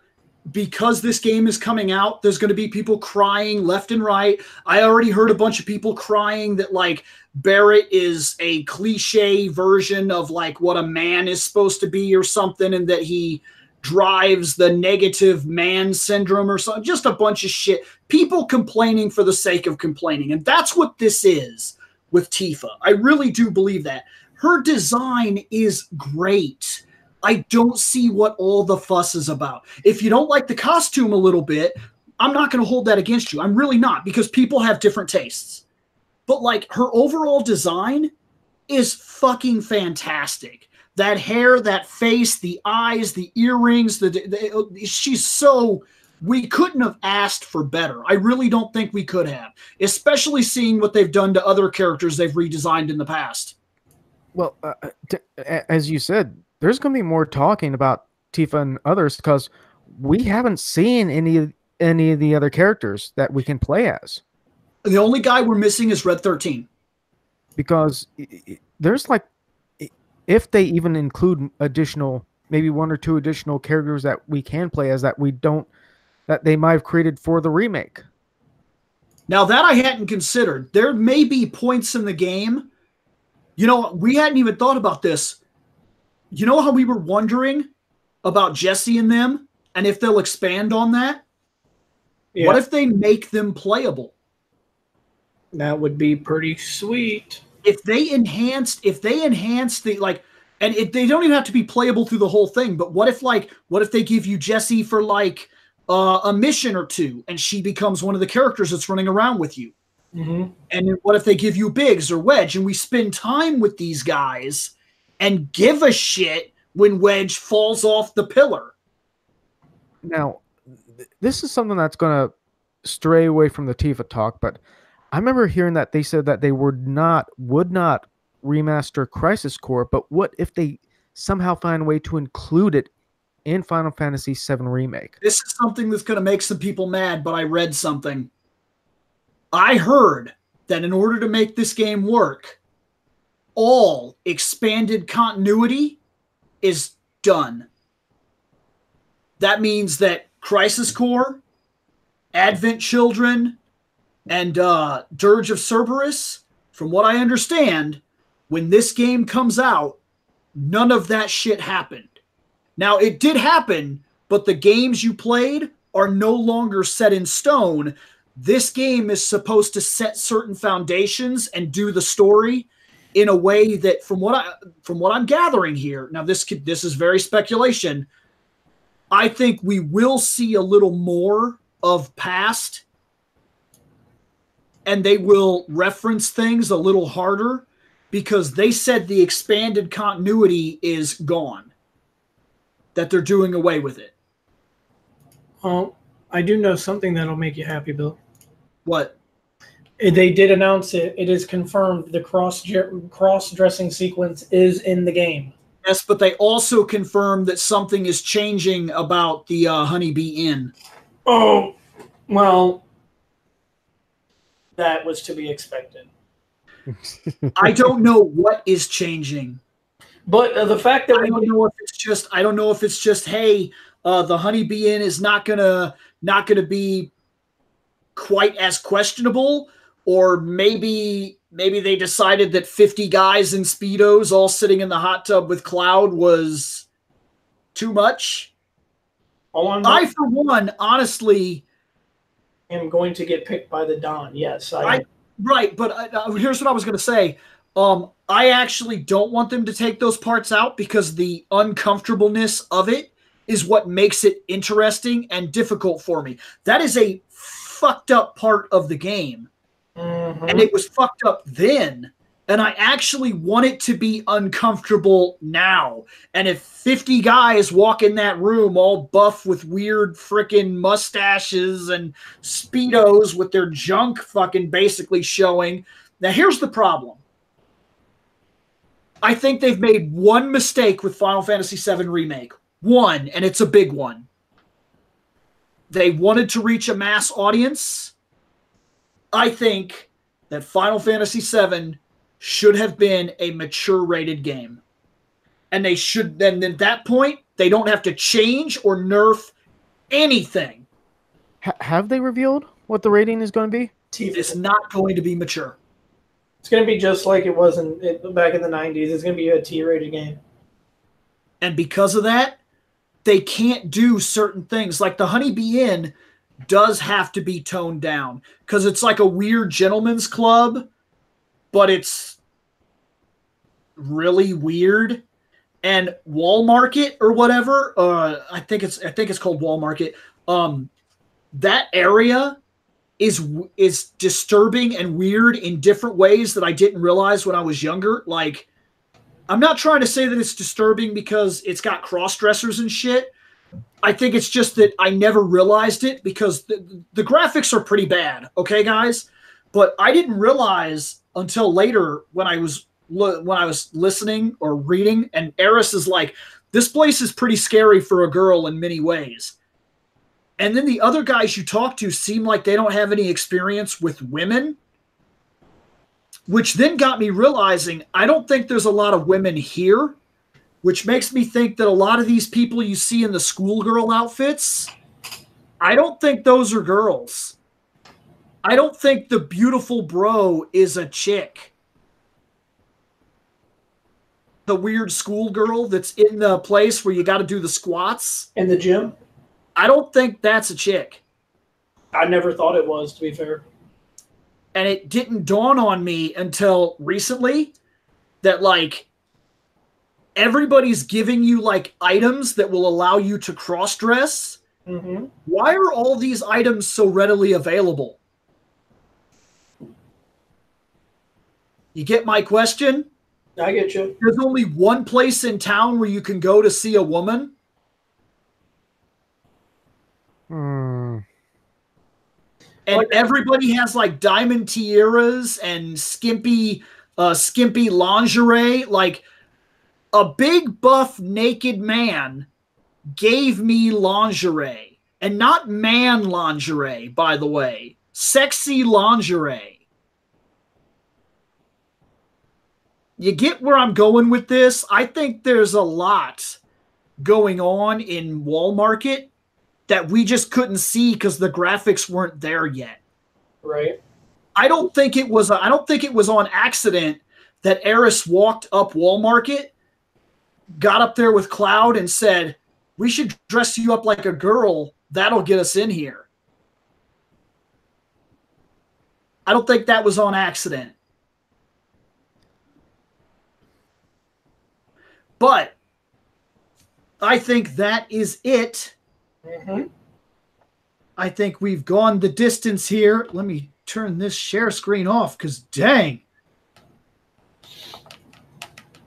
I think we've done what we came here to do. And now this episode served two purposes, if you want the truth of it. It wasn't just for the fact of we wanted to do the episode. I had to see something. I had to see that it was legitimately possible to run an entire episode with live edits and all those screens, because we are debating possibly running some of the Sentais live and doing these edits this way. I really think this would be good for us. I think it would help us a lot. I think if we could pull this off in the same way that we just did it here tonight. I've been watching the episode, and I think that it worked. And I was able to edit it in real time right here on the show. That means that if we do like robot reviews and whatnot, we can still record it the same way. Everybody can come here and sit around and do the thing. We don't have to be like this necessarily, but we can do this live, share screen the entire event, and edit the thing. And because one of the things that you never think about, because you guys aren't doing the show, to be fair, you're watching it, we have to do the episode, then pull the audio, then make slight edits, then it goes back to, it either goes back to Scott or me, depending on what the episode is. If it has to deal with Gundam or something like that, or an off topic, it'll come to me. And then, but we gotta waste our time on top of everything else that we're trying to do. We gotta edit these episodes. This could help us a lot. It could help us produce a lot more content, and it can make the show live so that we could get responses in real time on the screen. I think this was a nice experiment. I think this could help the Sentai show a lot. Like a lot. Immensely. Yes. We are going to sign off. For those of you that stuck with us the entire time, there weren't too many, but you guys were here. Thank you for sticking with us. I hope you enjoyed the episode. I think we lost a good portion of them after we left the Nintendo thing. I think so some of them were here for. But hey, for what it's worth, fandomnight.com. This show is going to stay Fandom on this YouTube. It's going to stay on the Fandom with ReploidBill, and it will be around 8 o'clock at night on Fridays. I'm hoping for every other Friday. If we have the topics, it could become every Friday, but I think it's every other Friday. Anybody got anything? I was going to say, with as often as video gaming news comes out, it is possible we could just get topics from those so often. Much like how I was doing with Action Video Game Talk, I was more or less getting the topics when they happen and try to do something on that. As long as you guys send me the topics quickly enough that I can make the cue cards for them, this show will do just fine. Because I can make those cue cards pretty quick. I just have to have like a day to prepare. Sounds good. All right. Later on? Later on.